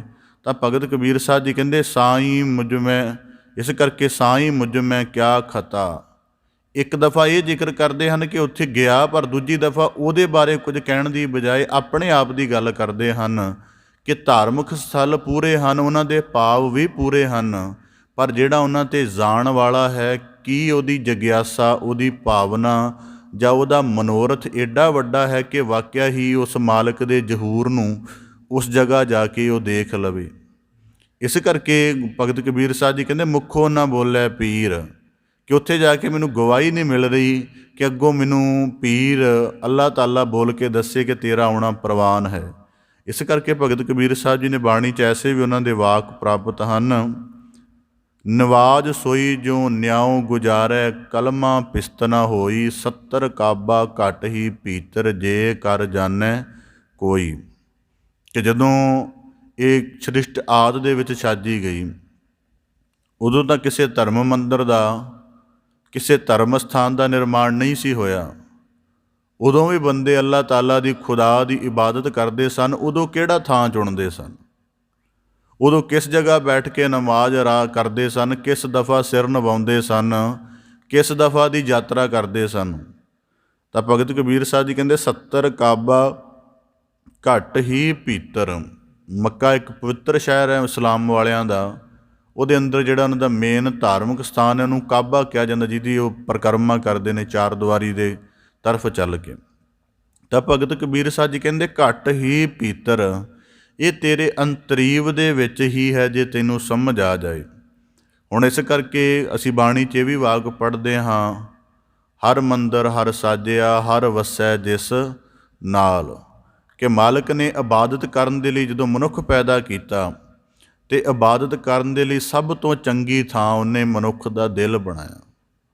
ਭਾਵ ਕਿ ਦਿਲ ਦੇ ਵਿੱਚੋਂ ਜਦੋਂ, ਹੁਣ ਉਦਾਹਰਨ ਦੇ ਤੌਰ 'ਤੇ ਅਸੀਂ ਕੋਈ ਅਰਦਾਸ ਕਰਦੇ ਹਾਂ, ਅਸੀਂ ਮੰਨਦੇ ਹਾਂ ਨਾ ਕਿ ਜੇ ਅਰਦਾਸ ਦਿਲ 'ਚੋਂ ਨਿਕਲੀ ਤੇ ਵਾਕਿਆ ਪ੍ਰਵਾਨ ਹੋਏਗੀ। ਅਸੀਂ ਸਤਸੰਗਤ ਕਰਦੇ ਹਾਂ, ਸਾਨੂੰ ਇਹ ਖਿਆਲ ਰਹਿੰਦਾ ਹੈ ਕਿ ਜੇ ਦਿਲ ਪੂਰੀ ਤਰ੍ਹਾਂ ਇਕਾਗਰ ਹੋ ਗਿਆ, ਸ਼ਬਦ ਵਿਚਾਰ ਦੇ ਨਾਲ, ਕੀਰਤਨ ਦੇ ਨਾਲ ਜੁੜ ਗਿਆ, ਫਿਰ ਸਾਡੀ ਸਤਸੰਗਤ ਕੀਤੀ ਸਫਲ ਹੈ। ਇਸ ਕਰਕੇ ਭਗਤ ਕਬੀਰ ਸਾਹਿਬ ਜੀ ਕਹਿੰਦੇ ਦਿਲ ਜਿੱਥੋਂ ਤੇਰਾ ਸਾਰਾ ਕੁਝ ਪੈਦਾ ਹੁੰਦਾ ਹੈ, ਦਿਲ ਜਿੱਥੋਂ ਭਾਵਨਾ ਪੈਦਾ ਹੁੰਦੀ ਹੈ, ਦਿਲ ਜਿੱਥੋਂ ਖਿਆਲ ਪੈਦਾ ਹੁੰਦਾ, ਦਿਲ ਜਿੱਥੋਂ ਤੇਰੀ ਕਲਪਨਾ ਬਣਦੀ ਹੈ, ਇਸ ਸਾਰੇ ਦੇ ਮਰਕਜ਼ ਦੇ ਉੱਪਰ, ਇਸ ਸਾਰੇ ਦੇ ਕੇਂਦਰ ਉੱਪਰ ਜੇ ਤੂੰ ਅੱਲਾਹ ਤਾਲਾ ਦੀ ਇਬਾਦਤ ਨੂੰ ਵਸਾਏਂਗਾ ਤਾਂ ਤੇਰੀ ਸਹੀ ਅਰਥਾਂ ਦੇ ਵਿੱਚ ਨਮਾਜ਼ ਹੋਏਗੀ। ਇਸ ਕਰਕੇ ਇਸਲਾਮ ਦੇ ਵਿੱਚ ਕਈ ਸੂਫੀ ਫਕੀਰਾਂ ਦਾ ਅਨੁਭਵ ਮਿਲਦਾ ਹੈ। ਕਈ ਫਕੀਰਾਂ ਨੂੰ ਉਹਨਾਂ ਨੇ ਪੁੱਛਣਾ, ਜੀ ਤੁਹਾਨੂੰ ਕਦੇ ਮੁਸੱਲਾ ਵਿਛਾ ਕੇ ਨਮਾਜ਼ ਕਰਦੇ ਨਹੀਂ ਦੇਖਿਆ, ਕਦੇ ਮਸਜਿਦ ਦੇ ਵਿੱਚ ਗਏ ਨਹੀਂ ਦੇਖਿਆ, ਕਦੇ ਕਿਸੇ ਤਰ੍ਹਾਂ ਦੀ ਜ਼ਿਆਰਤ ਕਰਦਿਆਂ ਨਹੀਂ ਦੇਖਿਆ? ਤਾਂ ਉਹਨਾਂ ਦਾ ਉੱਤਰ ਹੁੰਦਾ ਸੀ ਕਿ ਅਸੀਂ ਉੱਥੇ ਨਮਾਜ਼ ਪੜ੍ਹਦੇ ਹਾਂ ਜਿੱਥੇ ਵਾਕਿਆ ਹੀ ਬੈਠ ਕੇ ਪੜ੍ਹਨੀ ਚਾਹੀਦੀ ਹੈ। ਅਸੀਂ ਉਸ ਜਗ੍ਹਾ ਤੋਂ ਸਜਦਾ ਕਰਦੇ ਹਾਂ ਜਿੱਥੋਂ ਸਜਦਾ ਕੀਤਿਆ ਵਾਕਿਆ ਹੀ ਪ੍ਰਵਾਨ ਹੋ ਜਾਂਦਾ ਹੈ। ਅਸੀਂ ਉਸ ਜਗ੍ਹਾ ਦੀ ਪਰਿਕਰਮਾ ਕਰਦੇ ਹਾਂ ਜਿਸ ਦੀ ਪਰਿਕਰਮਾ ਕਰਨ ਦੇ ਨਾਲ ਵਾਕਿਆ ਹੀ ਮਨੁੱਖ ਦੇ ਜੀਵਨ 'ਚ ਅਧਿਆਤਮਿਕ ਤਬਦੀਲੀ ਆ ਜਾਂਦੀ। ਇਸ ਕਰਕੇ ਭਗਤ ਕਬੀਰ ਸਾਹਿਬ ਜੀ ਕਹਿੰਦੇ ਸਾਈਂ ਮੁਝ ਮੈਂ ਕਿਆ ਖਤਾ, ਮੁਖ ਹੋ ਨਾ ਬੋਲੇ ਪੀਰ। ਇਸ ਕਰਕੇ ਭਗਤ ਕਬੀਰ ਸਾਹਿਬ ਜੀ ਕਹਿੰਦੇ ਗੱਲ ਨੂੰ ਵਿਚਾਰਿਆ ਕਿ ਜੀਵਨ ਦੇ ਵਿੱਚ ਸਮੱਸਿਆ ਕਿੱਥੇ ਹੈ, ਕਿ ਸਾਈਂ ਆਪਣੇ ਮਿਲਾਪ ਦੀ ਗਵਾਹੀ ਕਿਉਂ ਨਹੀਂ ਦੇ ਰਿਹਾ। ਹੁਣ ਇਸ ਸ਼ਲੋਕ ਨੂੰ ਇੱਕ ਹੋਰ ਅਨੁਭਵ ਦੁਆਰਾ ਵੀ ਸਮਝਿਆ ਜਾ ਸਕਦਾ ਹੈ। ਕਬੀਰ ਹਜ ਕਾਬੈ ਹੋਏ ਹੋਏ ਗਿਆ, ਕੇਤੀ ਬਾਰ ਕਬੀਰ। ਜਦੋਂ ਮਨੁੱਖ ਅੱਲਾ ਦੇ ਜ਼ਹੂਰ ਨੂੰ ਕੇਵਲ ਗਿਆਨ ਦੇ ਪੱਧਰ 'ਤੇ ਜਾਣਦਾ ਹੈ, ਜਿਵੇਂ ਅਸੀਂ ਸਾਰੇ ਇਹ ਵਾਕ ਵਰਤਦੇ ਹਾਂ ਕਿ ਅਕਾਲ ਪੁਰਖ ਘੱਟ ਘੱਟ ਵਿਆਪਕ ਹੈ, ਪਰ ਫਿਰ ਵੀ ਸਾਡੀ ਸੁਰਤ ਦਾ, ਸਾਡੇ ਅਹਿਸਾਸ ਦਾ ਪੱਧਰ ਜਿਹੜਾ ਹੈ ਉਹ ਕਿਸੇ ਧਰਮ ਮੰਦਰ ਆ ਕੇ ਹੀ ਪੂਰਾ ਪ੍ਰਫੁੱਲਤ ਹੁੰਦਾ ਹੈ। ਸਾਨੂੰ ਰੱਬ ਦਾ ਜ਼ਹੂਰ ਧਰਮ ਮੰਦਰਾਂ ਤੋਂ ਬਾਹਰ ਕਈ ਵਾਰੀ ਨਹੀਂ ਦਿਖਾਈ ਦਿੰਦਾ। ਜੇ ਦਿਖਾਈ ਦਿੰਦਾ ਹੈ ਤਾਂ ਉਹਦਾ ਪ੍ਰਭਾਵ ਅਸੀਂ ਬੜਾ ਘੱਟ ਮਹਿਸੂਸ ਕਰਦੇ ਹਾਂ। ਇਸ ਕਰਕੇ ਭਗਤ ਕਬੀਰ ਸਾਹਿਬ ਜੀ ਕਹਿੰਦੇ ਜਦੋਂ ਮਨੁੱਖ ਦਾ ਜੀਵਨ ਸਹੀ ਅਰਥਾਂ ਦੇ ਵਿੱਚ ਧਾਰਮਿਕ ਰੂਪ ਵਾਲਾ ਹੋ ਜਾਵੇ, ਅਧਿਆਤਮਿਕ ਰੂਪ ਵਾਲਾ ਹੋ ਜਾਵੇ, ਤਾਂ ਉਦੋਂ ਉਹਦੇ ਕੋਲੋਂ ਜ਼ਿਆਰਤ ਦੇ ਵੱਡੇ ਅਰਥ ਬਣਦੇ ਹਨ। ਨਹੀਂ ਤਾਂ ਧਰਮ ਮੰਦਰਾਂ ਦੀ ਯਾਤਰਾ ਕਈ ਵਾਰੀ ਗੇੜੇ ਮਾਰਨਾ ਹੀ ਸਾਬਤ ਹੋ ਜਾਂਦੀ ਹੈ। ਗੇੜੇ ਮਾਰਨ ਦਾ ਅਰਥ ਹੈ ਕਿ ਜੋ ਉੱਥੋਂ ਦੀ ਪਵਿੱਤਰਤਾ ਉਹਦੇ ਅਨੁਸਾਰ ਨਹੀਂ ਹੋਇਆ ਜਾ ਰਿਹਾ। ਇਸ ਕਰਕੇ ਜਦ ਸੂਫੀਆਂ ਦਾ ਅਸੀਂ ਕਥਨ ਪੜ੍ਹਦੇ ਹਾਂ ਤਾਂ ਉਹਨਾਂ ਨੇ ਬੜੇ ਕਮਾਲ ਦੇ ਜ਼ਿਕਰ ਆਖੇ ਹਨ। ਕਿ ਹੁਣ ਉਦਾਹਰਨ ਦੇ ਤੌਰ 'ਤੇ ਮੱਕੇ ਕਾਬੇ ਦੇ ਵਿੱਚ ਜਿਹੜਾ ਹੈ ਕੇਵਲ ਦੀਨੀ ਮੁਸਲਮਾਨ, ਜਿਹੜਾ ਸ਼ਰੀਅਤ ਮੁਸਲਮਾਨ ਹੈ, ਉਹੀ ਜਾ ਸਕਦਾ, ਦੂਜੇ ਨੂੰ ਜਾਣ ਦੀ ਆਗਿਆ ਨਹੀਂ। ਪਰ ਜਿਹੜੀ ਇਹ ਸਾਰੀ ਖਲਕਤ ਹੈ, ਇਹ ਸਾਰੀ ਉਸ ਖੁਦਾ ਦੀ, ਅੱਲਾਹ ਤਾਲਾ ਦੀ, ਹਰੇਕ ਦੇ ਅੰਦਰ ਉਹਦਾ ਨੂਰ ਹੈ। ਅਤੇ ਜੇ ਫਿਰ ਇਹ ਉਹਦਾ ਹੀ ਸਥਾਨ ਹੈ ਤਾਂ ਦੂਜਿਆਂ ਨੂੰ ਜਾਣ ਦੀ ਮਨਾਹੀ ਕਿਉਂ, ਜਾਂ ਮਜ਼ਹਬ ਦੇ ਉਸ ਸਿਲਸਿਲੇ ਵਿੱਚ ਪੈ ਕੇ ਹੀ ਕਿਉਂ ਬੰਦਾ ਉੱਥੇ ਇਬਾਦਤ ਲਈ ਜਾ ਸਕਦਾ ਹੈ। ਜੇ ਅੱਲਾਹ ਤਾਲਾ ਦਾ ਨੂਰ ਭਗਤ ਕਬੀਰ ਸਾਹਿਬ ਜੀ ਨੇ ਅਨੁਭਵ ਵੀ ਇਹਦੇ ਵਿੱਚ ਹੀ ਰੱਖਿਆ ਕਿ ਸਾਈਂ ਮੁਝ ਮੈਂ ਕਿਆ ਖਤਾ। ਖਤਾ ਦਾ ਭਾਵ ਉਹਦੇ ਵਿੱਚ ਇਹ ਹੈ ਕਿ ਜੇ ਵੇਖੋ ਇੱਕ ਵਿਚਾਰ ਹੈ ਕਿ ਜੇ ਅਸੀਂ ਮੰਨਦੇ ਹਾਂ ਕਿ ਅੱਲਾਹ ਤਾਲਾ ਸਭ ਵਿੱਚ ਵਿਆਪਕ ਹੈ, ਖਾਲਕ ਖਲਕਤ ਵਿੱਚ ਰਮਿਆ ਹੈ, ਅਤੇ ਜਦੋਂ ਉਹਦੀ ਖਲਕਤ ਮੰਨ ਲਓ, ਉਹਨੂੰ ਕਿਸੇ ਦੁਆਰ ਵਿੱਚ ਮੰਨ ਕੇ ਕਿਸੇ ਖਾਸ ਥਾਂ 'ਤੇ ਉਹਦੇ ਪ੍ਰਕਾਸ਼ ਨੂੰ ਮੰਨ ਕੇ ਜਾ ਰਹੀ ਹੈ, ਉੱਥੇ ਜਾਣ ਦੇ ਵਿੱਚ ਕੁਝ ਅੜਚਨਾਂ ਨੇ, ਕੁਝ ਕਿਸੇ ਤਰ੍ਹਾਂ ਦੇ ਕਾਇਦੇ ਕਾਨੂੰਨ ਨੇ। ਉਹਨਾਂ ਕਾਇਦੇ ਕਾਨੂੰਨਾਂ ਕਰਕੇ ਮਾਲਕ ਦੀ ਹੀ ਖਲਕਤ ਖਾਲਕ ਦੀ ਉਸਤਤ ਕਰਨ ਲਈ ਉਹਦੇ ਰਚੇ ਹੋਏ ਮਹਾਸਥਾਨ ਉੱਪਰ ਨਾ ਜੁੜ ਸਕੇ, ਤਾਂ ਭਗਤ ਕਬੀਰ ਸਾਹਿਬ ਜੀ ਕਹਿੰਦੇ ਸਾਈਂ ਮੁਝ ਮੈਂ ਕਿਆ ਖਤਾ। ਜਿਵੇਂ ਭਗਤ ਨਾਮਦੇਵ ਜੀ ਦਾ ਅਨੁਭਵ ਵੀ ਐਸਾ ਹੈ ਕਿ ਮੇਰੇ ਅੰਦਰ ਕੁੱਲ ਮਾਲਕ ਦੇ ਮਿਲਾਪ ਦਾ, ਸਿਫਤ ਸਲਾਹ ਦਾ, ਉਹਦੇ ਜ਼ਹੂਰ ਨੂੰ ਦੇਖਣ ਦਾ ਚਾਅ ਪੈਦਾ ਹੋਇਆ। ਮੰਦਰ ਵਿੱਚ ਚਲੇ ਗਏ।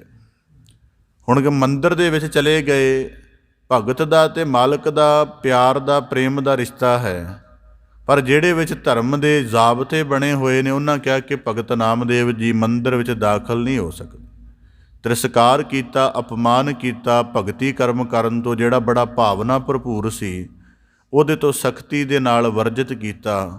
ਅਤੇ ਫਿਰ ਭਗਤ ਨਾਮਦੇਵ ਜੀ ਨੇ ਮੰਦਰ ਦੀ ਦੂਸਰੀ ਤਰਫ ਜਾ ਕੇ ਆਖ ਦਿੱਤਾ ਕਿ ਮਾਲਕ, ਮੈਂ ਤਾਂ ਤੇਰੀ ਭਾਵਨਾ ਕਰਕੇ ਹਸਤ ਖੇਲਤ ਤੇਰੇ ਦੇਹਰੇ ਆਇਆ। ਭਗਤੀ ਦਾ ਚਾਅ ਹੀ ਇੰਨਾ ਸੀ, ਖਿਆਲ ਹੀ ਭੁੱਲ ਗਿਆ ਕਿ ਮੈਂ ਸ਼ੂਦਰ ਹਾਂ, ਖਿਆਲ ਹੀ ਭੁੱਲ ਗਿਆ ਕਿ ਮੈਨੂੰ ਪੂਜਾ ਕਰਨੀ ਆਉਂਦੀ ਕਿ ਨਹੀਂ। ਇੰਨਾ ਭਗਤੀ ਦਾ, ਤੇਰੇ ਚਰਨਾਂ ਨਾਲ ਲੱਗਣ ਦਾ ਚਾਅ ਸੀ। ਪਰ ਇੱਥੇ ਆ ਕੇ ਦੇਖਿਆ ਕਿ ਧਰਮ ਦੇ ਐਸੇ ਜਾਬਤੇ ਲਗਾਏ ਹੋਣ ਕਿ ਇੱਥੇ ਭਾਵਨਾ ਨੂੰ ਨਹੀਂ, ਜਿਹੜੀ ਕੁਝ ਅਕਲ ਆਦਿਕ ਦੇ ਤਕਾਜ਼ੇ ਬਣਾ ਕੇ ਵਿਧਾਨ ਬਣਾਇਆ, ਉਹਨੂੰ ਪ੍ਰਵਾਨਗੀ ਹੈ। ਫਿਰ ਕਹਿੰਦੇ ਜਾ ਕੇ ਦੂਜੀ ਦਫਾ ਕੀਰਤਨ ਕਰਨਾ ਸ਼ੁਰੂ ਕਰ ਦਿੱਤਾ, ਅਤੇ ਜਿਉ ਜਿਉ ਨਾਮਾ ਹਰ ਗੁਣ ਉਚਰੈ ਭਗਤ ਜਨਾਂ ਕੋ ਦੇਹਰਾ ਫਿਰ। ਐਸੇ ਕਰਕੇ ਭਗਤ ਕਬੀਰ ਸਾਹਿਬ ਜੀ ਕਹਿੰਦੇ ਸਾਈਂ ਮੁਝ ਮੈਂ ਕਿਆ ਖਤਾ। ਹੁਣ ਇਸ ਗੱਲ ਨੂੰ ਵਿਚਾਰਿਆ ਹਾਂ ਕਿ ਸ਼ਰੀਅਤ ਵੀ ਹਾਂ, 5 ਵਕਤ ਦੀ ਨਮਾਜ਼ ਵੀ ਅਦਾ ਕਰਦਾ ਹਾਂ, ਜ਼ਕਾਤ ਵੀ ਦਿੰਦਾ ਹਾਂ, ਰੋਜ਼ੇ ਵੀ ਰੱਖਦਾ ਹਾਂ, ਹੱਜ ਵੀ ਜਾ ਰਿਹਾ, ਪਰ ਇੰਨਾ ਕੁਝ ਕਰਨ ਦੇ ਬਾਵਜੂਦ ਵੀ ਇਹ ਕਿਉਂ ਨਹੀਂ ਲੱਗ ਰਿਹਾ ਕਿ ਮੈਨੂੰ ਅੱਲਾਹ ਤਾਲਾ ਦਾ ਮਿਲਾਪ ਨਹੀਂ ਹੋ ਰਿਹਾ। ਜੇ ਉਹਦਾ ਮਿਲਾਪ ਹੋਇਆ ਹੋਵੇ, ਮੇਰੀ ਭਟਕਣ ਰੁਕੇ, ਮੈਂ ਇੱਕ ਜਗ੍ਹਾ ਥਿਰ ਹੋ ਜਾਵਾਂ। ਇਸ ਕਰਕੇ ਭਗਤ ਕਬੀਰ ਸਾਹਿਬ ਜੀ ਅਨੁਭਵ ਆਪਣੇ ਆਪ ਦੇ ਵਿੱਚੋਂ ਬੁੱਝ ਰਹੇ ਹਨ।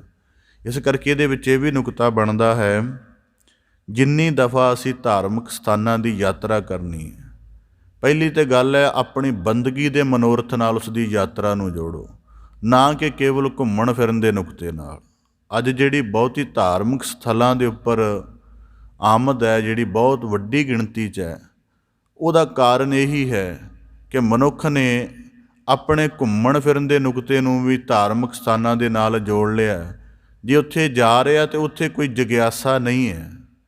ਹੁਣ ਇਸ ਕਰਕੇ 2 ਅਨੁਭਵ ਨੇ। ਇੱਕ ਅਨੁਭਵ ਐਸਾ ਮਿਲਦਾ, ਕਹਿੰਦੇ ਕਿ ਜਿਹੜੇ ਰੱਬ ਦੇ ਪਿਆਰੇ ਜਦੋਂ ਉਹਨਾਂ ਜਾਣ ਹੀ ਲਿਆ ਕਿ ਸਾਡੇ ਘਰ ਦੇ ਵਿੱਚ, ਹਿਰਦੇ ਘਰ ਵਿੱਚ ਮਾਲਕ ਰਮਿਆ ਹੈ, ਪਰ ਉਹ ਵੀ ਦੇਖਿਆ ਕਈ ਵਾਰੀ ਧਰਮ ਮੰਦਰਾਂ 'ਤੇ ਜਾਂਦੇ ਨੇ, ਤਾਂ ਉਹਨਾਂ ਨੇ ਫਿਰ ਕਿਸੇ ਅਨੁਭਵੀ ਪੁਰਖਾਂ ਦੇ ਉੱਤਰ ਹਨ ਕਿ ਜਦੋਂ ਇਸ ਗੱਲ ਨੂੰ ਜਾਣਿਆ ਤਾਂ ਉਹਨਾਂ ਦਾ ਉੱਤਰ ਸੀ ਕਿ ਜਦੋਂ ਆਪਣੇ ਪ੍ਰੇ ਪ੍ਰੀਤਮ ਦਾ ਮਤਲਬ ਮਾਲਕ ਦਾ ਜਿਹਦੇ ਨਾਲ ਪ੍ਰੇਮ ਹੈ, ਉਹਦੀ ਮੂਰਤ ਨੂੰ ਤਾਂ ਹਿਰਦੇ ਵਿੱਚ ਵਸਾ ਕੇ ਰੱਖਦੇ ਨੇ, ਰੋਜ਼ਾਨਾ ਅਭਿਆਸ ਕਰਦੇ ਨੇ, ਬੜਾ ਪ੍ਰੇਮ ਵੱਧ ਜਾਂਦਾ ਹੈ। ਪਰ ਜਦੋਂ ਉਹਨਾਂ ਦੀ ਭਾਵਨਾ ਦੇ ਵਿੱਚ ਜਾਂ ਉਹਨਾਂ ਦੀ ਮਾਲਕ ਦੇ ਸਰੂਪ ਨੂੰ ਬੁੱਝਣ ਦੀ ਉਚਾਈ ਦੇ ਵਿੱਚ ਕੁਝ ਘਾਟ ਜਾਂ ਕੁਝ ਕਿਸੇ ਕਿਸਮ ਦਾ ਥੋੜ੍ਹਾ ਨਿਵਾਣ ਵਾਪਰਨ ਲੱਗਦੀ ਹੈ, ਅਤੇ ਉਹਨੂੰ ਫਿਰ ਉਨੀ ਉਚਾਈ 'ਤੇ ਲਿਜਾਣ ਦੇ ਲਈ ਕਿ ਉਸ ਜਗ੍ਹਾ ਉਹਦੇ ਫਿਰ ਪ੍ਰਤੱਖ ਨੂਰ ਨੂੰ ਦੇਖ ਕੇ ਆਪਣੇ ਉਸ ਅਭਿਆਸ ਨੂੰ ਦੁਬਾਰਾ ਉੱਚਾ ਕਰ ਲੈਂਦੇ ਹਨ।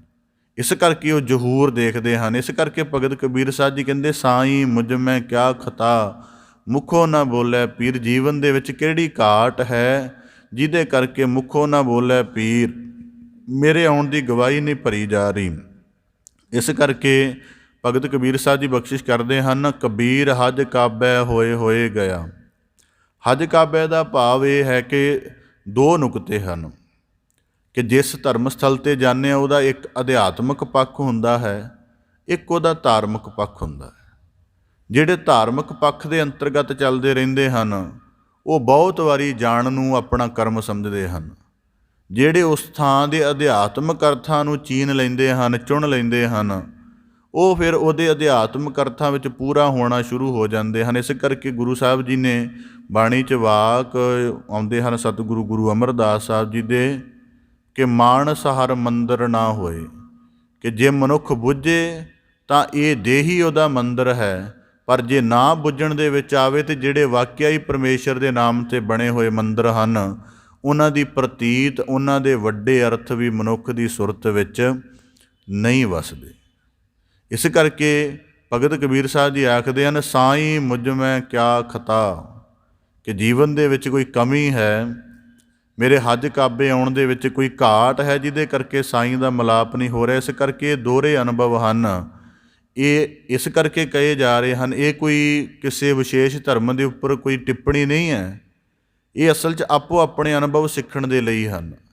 ਧੰਨ ਸਤਿਗੁਰੂ ਗੁਰੂ ਅਮਰਦਾਸ ਸਾਹਿਬ ਜੀ ਬੜੀ ਦਫਾ ਹਰਿਦੁਆਰ ਦੀ ਯਾਤਰਾ ਗਏ, ਪਰ ਜਦੋਂ ਪੂਰਨ ਗੁਰੂ ਦਾ ਮਿਲਾਪ ਹੋ ਗਿਆ ਤਾਂ ਹਿਰਦੇ ਘਰ ਵਿੱਚ ਹੀ ਹਰੀ ਦਾ ਦੁਆਰ ਪ੍ਰਗਟ ਕਰ ਦਿੱਤਾ।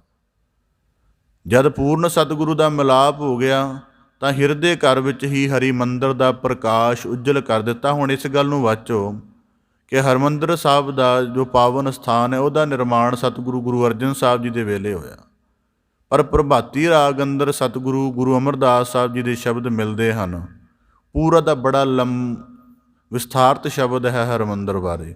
ਤਾਂ ਇਸੇ ਤਰ੍ਹਾਂ ਗੱਲ ਕੀ ਹੈ ਕਿ ਪ੍ਰਭੂ ਨੇ ਰਚਨਾ ਮਨੁੱਖ ਦੀ ਕੀਤੀ, ਫਿਰ ਮਨੁੱਖ ਨੇ ਜਿਵੇਂ ਜਿਵੇਂ ਪ੍ਰਭੂ ਦੇ ਜ਼ਹੂਰ ਨੂੰ ਮਾਣਿਆ ਉਵੇਂ ਉਹਦੇ ਥਾਂ ਬਣਾਉਂਦਾ ਗਿਆ, ਪਰ ਉਹਨਾਂ ਥਾਵਾਂ ਦੇ ਉੱਪਰ ਕੁਝ ਐਸੇ ਜਾਬਤੇ ਵੀ ਲਗਾ ਦਿੰਦਾ ਰਿਹਾ ਜਿਹਦੇ ਨਾਲ ਉਹਦੇ ਜੀਵਨ ਦੀ ਸਾਧਨਾ ਛੋਟੀ ਹੁੰਦੀ ਗਈ। ਇਸ ਕਰਕੇ ਭਗਤ ਕਬੀਰ ਸਾਹਿਬ ਜੀ ਕਹਿੰਦੇ, ਸਾਈਂ ਮੁਝ ਮੈਂ ਕਿਆ ਖਤਾ, ਮੁੱਖ ਹੋ ਨਾ ਬੋਲੇ ਪੀਰ। ਇਹਦੇ ਵਿੱਚ ਇੱਕ ਹੋਰ ਵੀ ਭਾਵ ਇਹ ਹੈ ਕਿ ਜਿਵੇਂ ਮੁਬਾਰਕ ਧਰਮ ਸਥਾਨ 'ਤੇ ਜਾ ਕੇ ਸਮਝਦੇ ਹਾਂ ਅਸੀਂ ਪਵਿੱਤਰ ਹੋ ਜਾਵਾਂਗੇ, ਓਨਾ ਅਭਿਆਸ ਉੱਥੇ ਜਾ ਕੇ ਕਰਦੇ ਹਾਂ ਅਤੇ ਫਿਰ ਆਪਣੇ ਆਪ ਨੂੰ ਪਵਿੱਤਰ ਮੰਨਦੇ ਹਾਂ, ਜਾਂ ਉੱਥੇ ਜਾ ਕੇ ਇੰਨੇ ਭੈ ਵਿੱਚ ਰਹਿੰਦੇ ਹਾਂ। ਇਹ ਤਾਂ ਗੱਲ ਆਸਾਨ ਹੈ, ਮਤਲਬ ਕਿ ਇੱਕ ਅਧਿਆਪਕ ਦੀ ਨਿਗਰਾਨੀ ਹੁੰਦਿਆਂ ਬੱਚਾ ਆਪਣੇ ਸ਼ੈਤਾਨੀ ਰੂਪ ਹਰਕਤ ਤੋਂ ਵਰਜਿਆ ਰਹਿ ਸਕਦਾ ਹੈ, ਟਿਕਿਆ ਰਹਿ ਸਕਦਾ ਹੈ, ਪਰ ਜੇ ਉਹ ਆਪਣੇ ਟੀਚਰ ਦੇ ਅਭਿਆਸ ਨੂੰ ਜਦੋਂ ਉਹਦੇ ਸਾਹਮਣੇ ਨਹੀਂ ਹੈ, ਉਹਦੀ ਗੈਰ ਮੌਜੂਦਗੀ ਦੇ ਵਿੱਚ ਆਪਣੇ ਜੀਵਨ ਦੀਆਂ ਆਮ ਨਿਮਨ ਪ੍ਰਕਾਰ ਦੀਆਂ ਹਾਲਤਾਂ ਵਾਲੇ ਕਰਮ ਕਰਨ ਲੱਗ ਪਵੇ, ਤਾਂ ਫਿਰ ਮੰਨਿਆ ਜਾ ਸਕਦਾ ਇਹਦੇ ਨਾਲ ਇਹਦਾ ਕੇਵਲ ਸਰਗੁਣੀ ਨਾਤਾ ਹੈ। ਇਹ ਕੇਵਲ ਇਹਦੇ ਵਜੂਦ ਕਰਕੇ ਹੀ ਇਹਦਾ ਭਗਤ ਹੈ। ਜੇ ਇਹਦਾ ਵਜੂਦ ਨਾ ਹੋਵੇ ਅਤੇ ਇਹਦਾ ਭਗਤ ਨਾ ਹੋਵੇ ਅਤੇ ਪਰਮੇਸ਼ਰ ਨੂੰ ਤਾਂ ਫਿਰ ਅਸੀਂ ਨਿਰਗੁਣ ਵੀ ਕਹਿੰਦੇ ਹਾਂ। ਜੇ ਮੰਨ ਲਓ ਦੁਨੀਆ ਦੇ ਵਿੱਚ ਕੋਈ ਮੰਦਰ ਨਾ ਬਣਦਾ, ਕੋਈ ਧਰਮ ਸਥਾਨ ਦਾ ਨਿਰਮਾਣ ਨਾ ਹੁੰਦਾ, ਕੀ ਮਨੁੱਖ ਇਬਾਦਤ ਕਰਨੀ ਨਾ ਸਿੱਖਦਾ? ਕੀ ਮਨੁੱਖ ਨੂੰ ਮਾਲਕ ਦੀ ਸਿਫਤ ਸਲਾਹ ਨਾ ਕਰਨੀ ਆਉਂਦੀ? ਇਸ ਕਰਕੇ ਭਗਤ ਕਬੀਰ ਸਾਹਿਬ ਜੀ ਕਹਿੰਦੇ, ਕਿਆ ਖਤਾ। ਇਸ ਕਰਕੇ ਆਪਣੇ ਆਪ ਨੂੰ ਸਮਝ ਕੇ ਇੱਕ ਤਰਫ ਆਖਦਾ ਕਿ ਮਾਲਕ ਹਾਜ਼ਰਾ ਹਜ਼ੂਰ ਹੈ, ਅਤੇ ਉਹ ਜਦੋਂ ਤੂੰ ਚੱਲਿਆ ਇਸ ਕਰਕੇ ਉਹ ਤੇਰੇ ਨੇੜੇ ਨਹੀਂ ਹੈ। ਇਸ ਗੱਲ ਦਾ ਅਨੁਭਵ ਇਕੱਠਾ ਹੀ ਆਪਣੇ ਅੰਦਰ ਨੂੰ ਵਾਚਣਾ ਚਾਹੀਦਾ। ਇਸ ਕਰਕੇ ਸਾਡੀ ਯਾਤਰਾ ਦੇ ਦੋਹਰੇ ਇੱਕ ਵੱਡੇ ਅਰਥ ਹਨ। ਇੱਕ ਹਨ ਕਿ ਅਸੀਂ ਉੱਥੋਂ ਹੋ ਕੇ ਆ ਜਾਈਏ, ਇੱਕ ਹੈ ਕਿ ਉਹਦੀ ਜਿਹੜੀ ਪਵਿੱਤਰਤਾ ਹੈ, ਉਹਦਾ ਜਿਹੜਾ ਮਨੋਰਥ ਹੈ, ਜਿਹੜੇ ਉਹਦੇ ਅਧਿਆਤਮਿਕ ਅਰਥ ਹਨ, ਉਹ ਸਾਡੇ ਜੀਵਨ ਦੇ ਵਿੱਚ ਵਸ ਜਾਣ ਅਤੇ ਸਾਨੂੰ ਪ੍ਰਤੀਤ ਆ ਜਾਵੇ। ਇਸ ਕਰਕੇ ਭਗਤ ਕਬੀਰ ਸਾਹਿਬ ਜੀ ਆਖਦੇ ਹਨ, ਸਾਈਂ ਮੁਝ ਮੈਂ ਕਿਆ ਖਤਾ, ਮੁਖੋ ਨਾ ਬੋਲੇ ਪੀਰ। ਜੀਵਨ ਦੇ ਵਿੱਚ ਕਿਹੜੀ ਕਮੀ ਜਿਹਦੇ ਕਰਕੇ ਪੀਰ ਨਹੀਂ ਬੋਲਦਾ ਹੈ। ਹੁਣ ਇਸ ਤੋਂ ਬਾਅਦ ਦੂਜੇ ਸ਼ਲੋਕ ਦੇ ਅਰਥ ਰੱਖਦੇ ਹਾਂ। ਕਬੀਰ ਹਜ ਕਾਬੈ ਕਉ ਜਾਏ ਥਾ, ਆਗੈ ਮਿਲਿਆ ਖੁਦਾਈ। ਤਾਂ ਭਗਤ ਕਬੀਰ ਸਾਹਿਬ ਜੀ ਕਹਿੰਦੇ, ਬੜੀ ਦਫਾ ਹੱਜ ਕਰਨ ਗਏ, ਆਗੈ ਮਿਲਿਆ ਖੁਦਾਈ, ਅਤੇ ਅੱਗੋਂ ਖੁਦਾ ਮਿਲ ਪਿਆ, ਅੱਲਾਹ ਤਾਲਾ ਦਾ ਰੂਪ ਮਿਲ ਗਿਆ, ਮਹਾਂਸਰੂਪ ਦੇ ਦਰਸ਼ਨ ਹੋ ਗਏ। ਕਹਿੰਦੇ, ਸਾਈਂ ਮੁਝ ਸਿਉ ਲੜ ਪਰਿਆ। ਉਹ ਅਕਾਲ ਪੁਰਖ ਕੁਲ ਮਾਲਕ ਸਾਡੇ ਨਾਲ ਲੜ ਪਿਆ ਵੀ ਤੁਝੈ ਕਿਨ ਫੁਰਮਾਈ ਗਾਏ। ਤੈਨੂੰ ਕਿਹਨੇ ਦੱਸਿਆ ਕਿ ਮੈਂ ਇਕੱਲਾ ਕਾਬੇ ਜਾਂ ਮੱਕੇ ਵਿੱਚ ਰਹਿਣਾ? ਇਹ ਦੂਸਰਾ ਅਨੁਭਵ ਹੈ। ਪਹਿਲਾ ਅਨੁਭਵ ਹੈ ਬੜੀ ਦਫਾ ਗਏ ਅਤੇ ਇਹ ਸੋਚਦੇ ਰਹੇ ਵੀ ਸ਼ਾਇਦ ਸਾਡੇ 'ਚ ਕਮੀ ਹੈ, ਤਾਂ ਕਰਕੇ ਮਾਲਕ ਦਾ ਮਿਲਾਪ ਨਹੀਂ ਹੋ ਰਿਹਾ। ਪਰ ਕਹਿੰਦੇ ਹੁਣ ਜਦੋਂ ਬੜੀ ਦਫਾ ਗਏ ਅਤੇ ਆਖਰ ਇੱਕ ਦਿਨ ਇਹ ਵੀ ਗੱਲ ਵਾਪਰ ਗਈ ਵੀ ਸਾਈਂ ਨੇ ਖੁਦ ਮਿਲ ਕੇ, ਮਤਲਬ ਅੰਤਰ ਹਿਰਦੇ ਵਿੱਚ ਪ੍ਰਕਾਸ਼ ਰੂਪ ਸੂਝ ਦਿੱਤੀ ਕਿ ਤੈਨੂੰ ਮੇਰਾ ਨੂਰ ਇਕੱਲਾ ਕਾਬੇ ਵਿੱਚ ਹੀ ਲੱਭਦਾ, ਬਾਕੀ ਜਗ੍ਹਾ ਮੇਰਾ ਨੂਰ ਨਹੀਂ ਹੈ।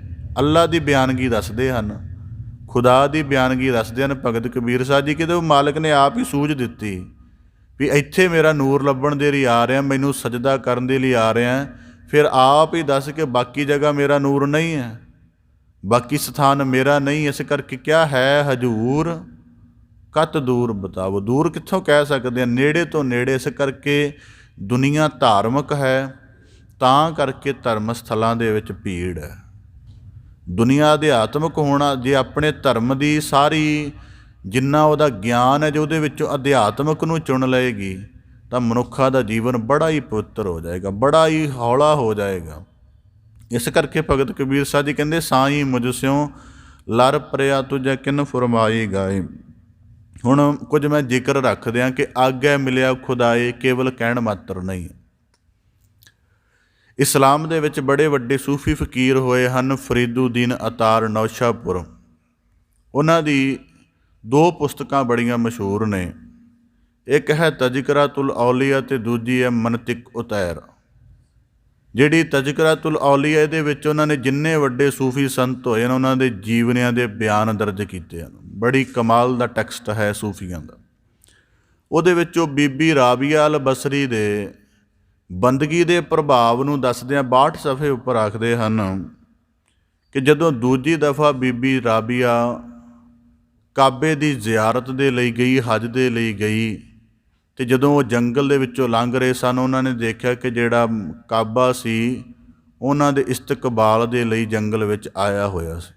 ਉਹਨਾਂ ਦੀ ਬੰਦਗੀ ਦਾ ਪ੍ਰਭਾਵ ਦੱਸਦੇ ਹਨ। ਆਗੈ ਮਿਲਿਆ ਖੁਦਾਏ, ਕਹਿੰਦੇ ਕਾਬਾ ਖੁਦ ਚੱਲ ਕੇ ਉਹਨਾਂ ਨੂੰ ਜੰਗਲ ਦੇ ਵਿੱਚ ਮਿਲਣ ਦੇ ਲਈ ਆਇਆ। ਇਹ ਫਰੀਦੁਦੀਨ ਅਤਾਰ ਦੀ ਪੁਸਤਕ ਤਜ਼ਕਿਰਾਤੁਲ ਔਲੀਆ ਦੇ ਵਿੱਚ ਇਹ ਵਾਕ ਦਰਜ ਹਨ। ਆਗੈ ਮਿਲਿਆ ਖੁਦਾਏ, ਮਤਲਬ ਇਸਲਾਮੀ ਕਿਤਾਬਾਂ ਦੇ ਵਿੱਚ ਵੀ ਇਹਦਾ ਜ਼ਿਕਰ ਮਿਲਦਾ ਹੈ।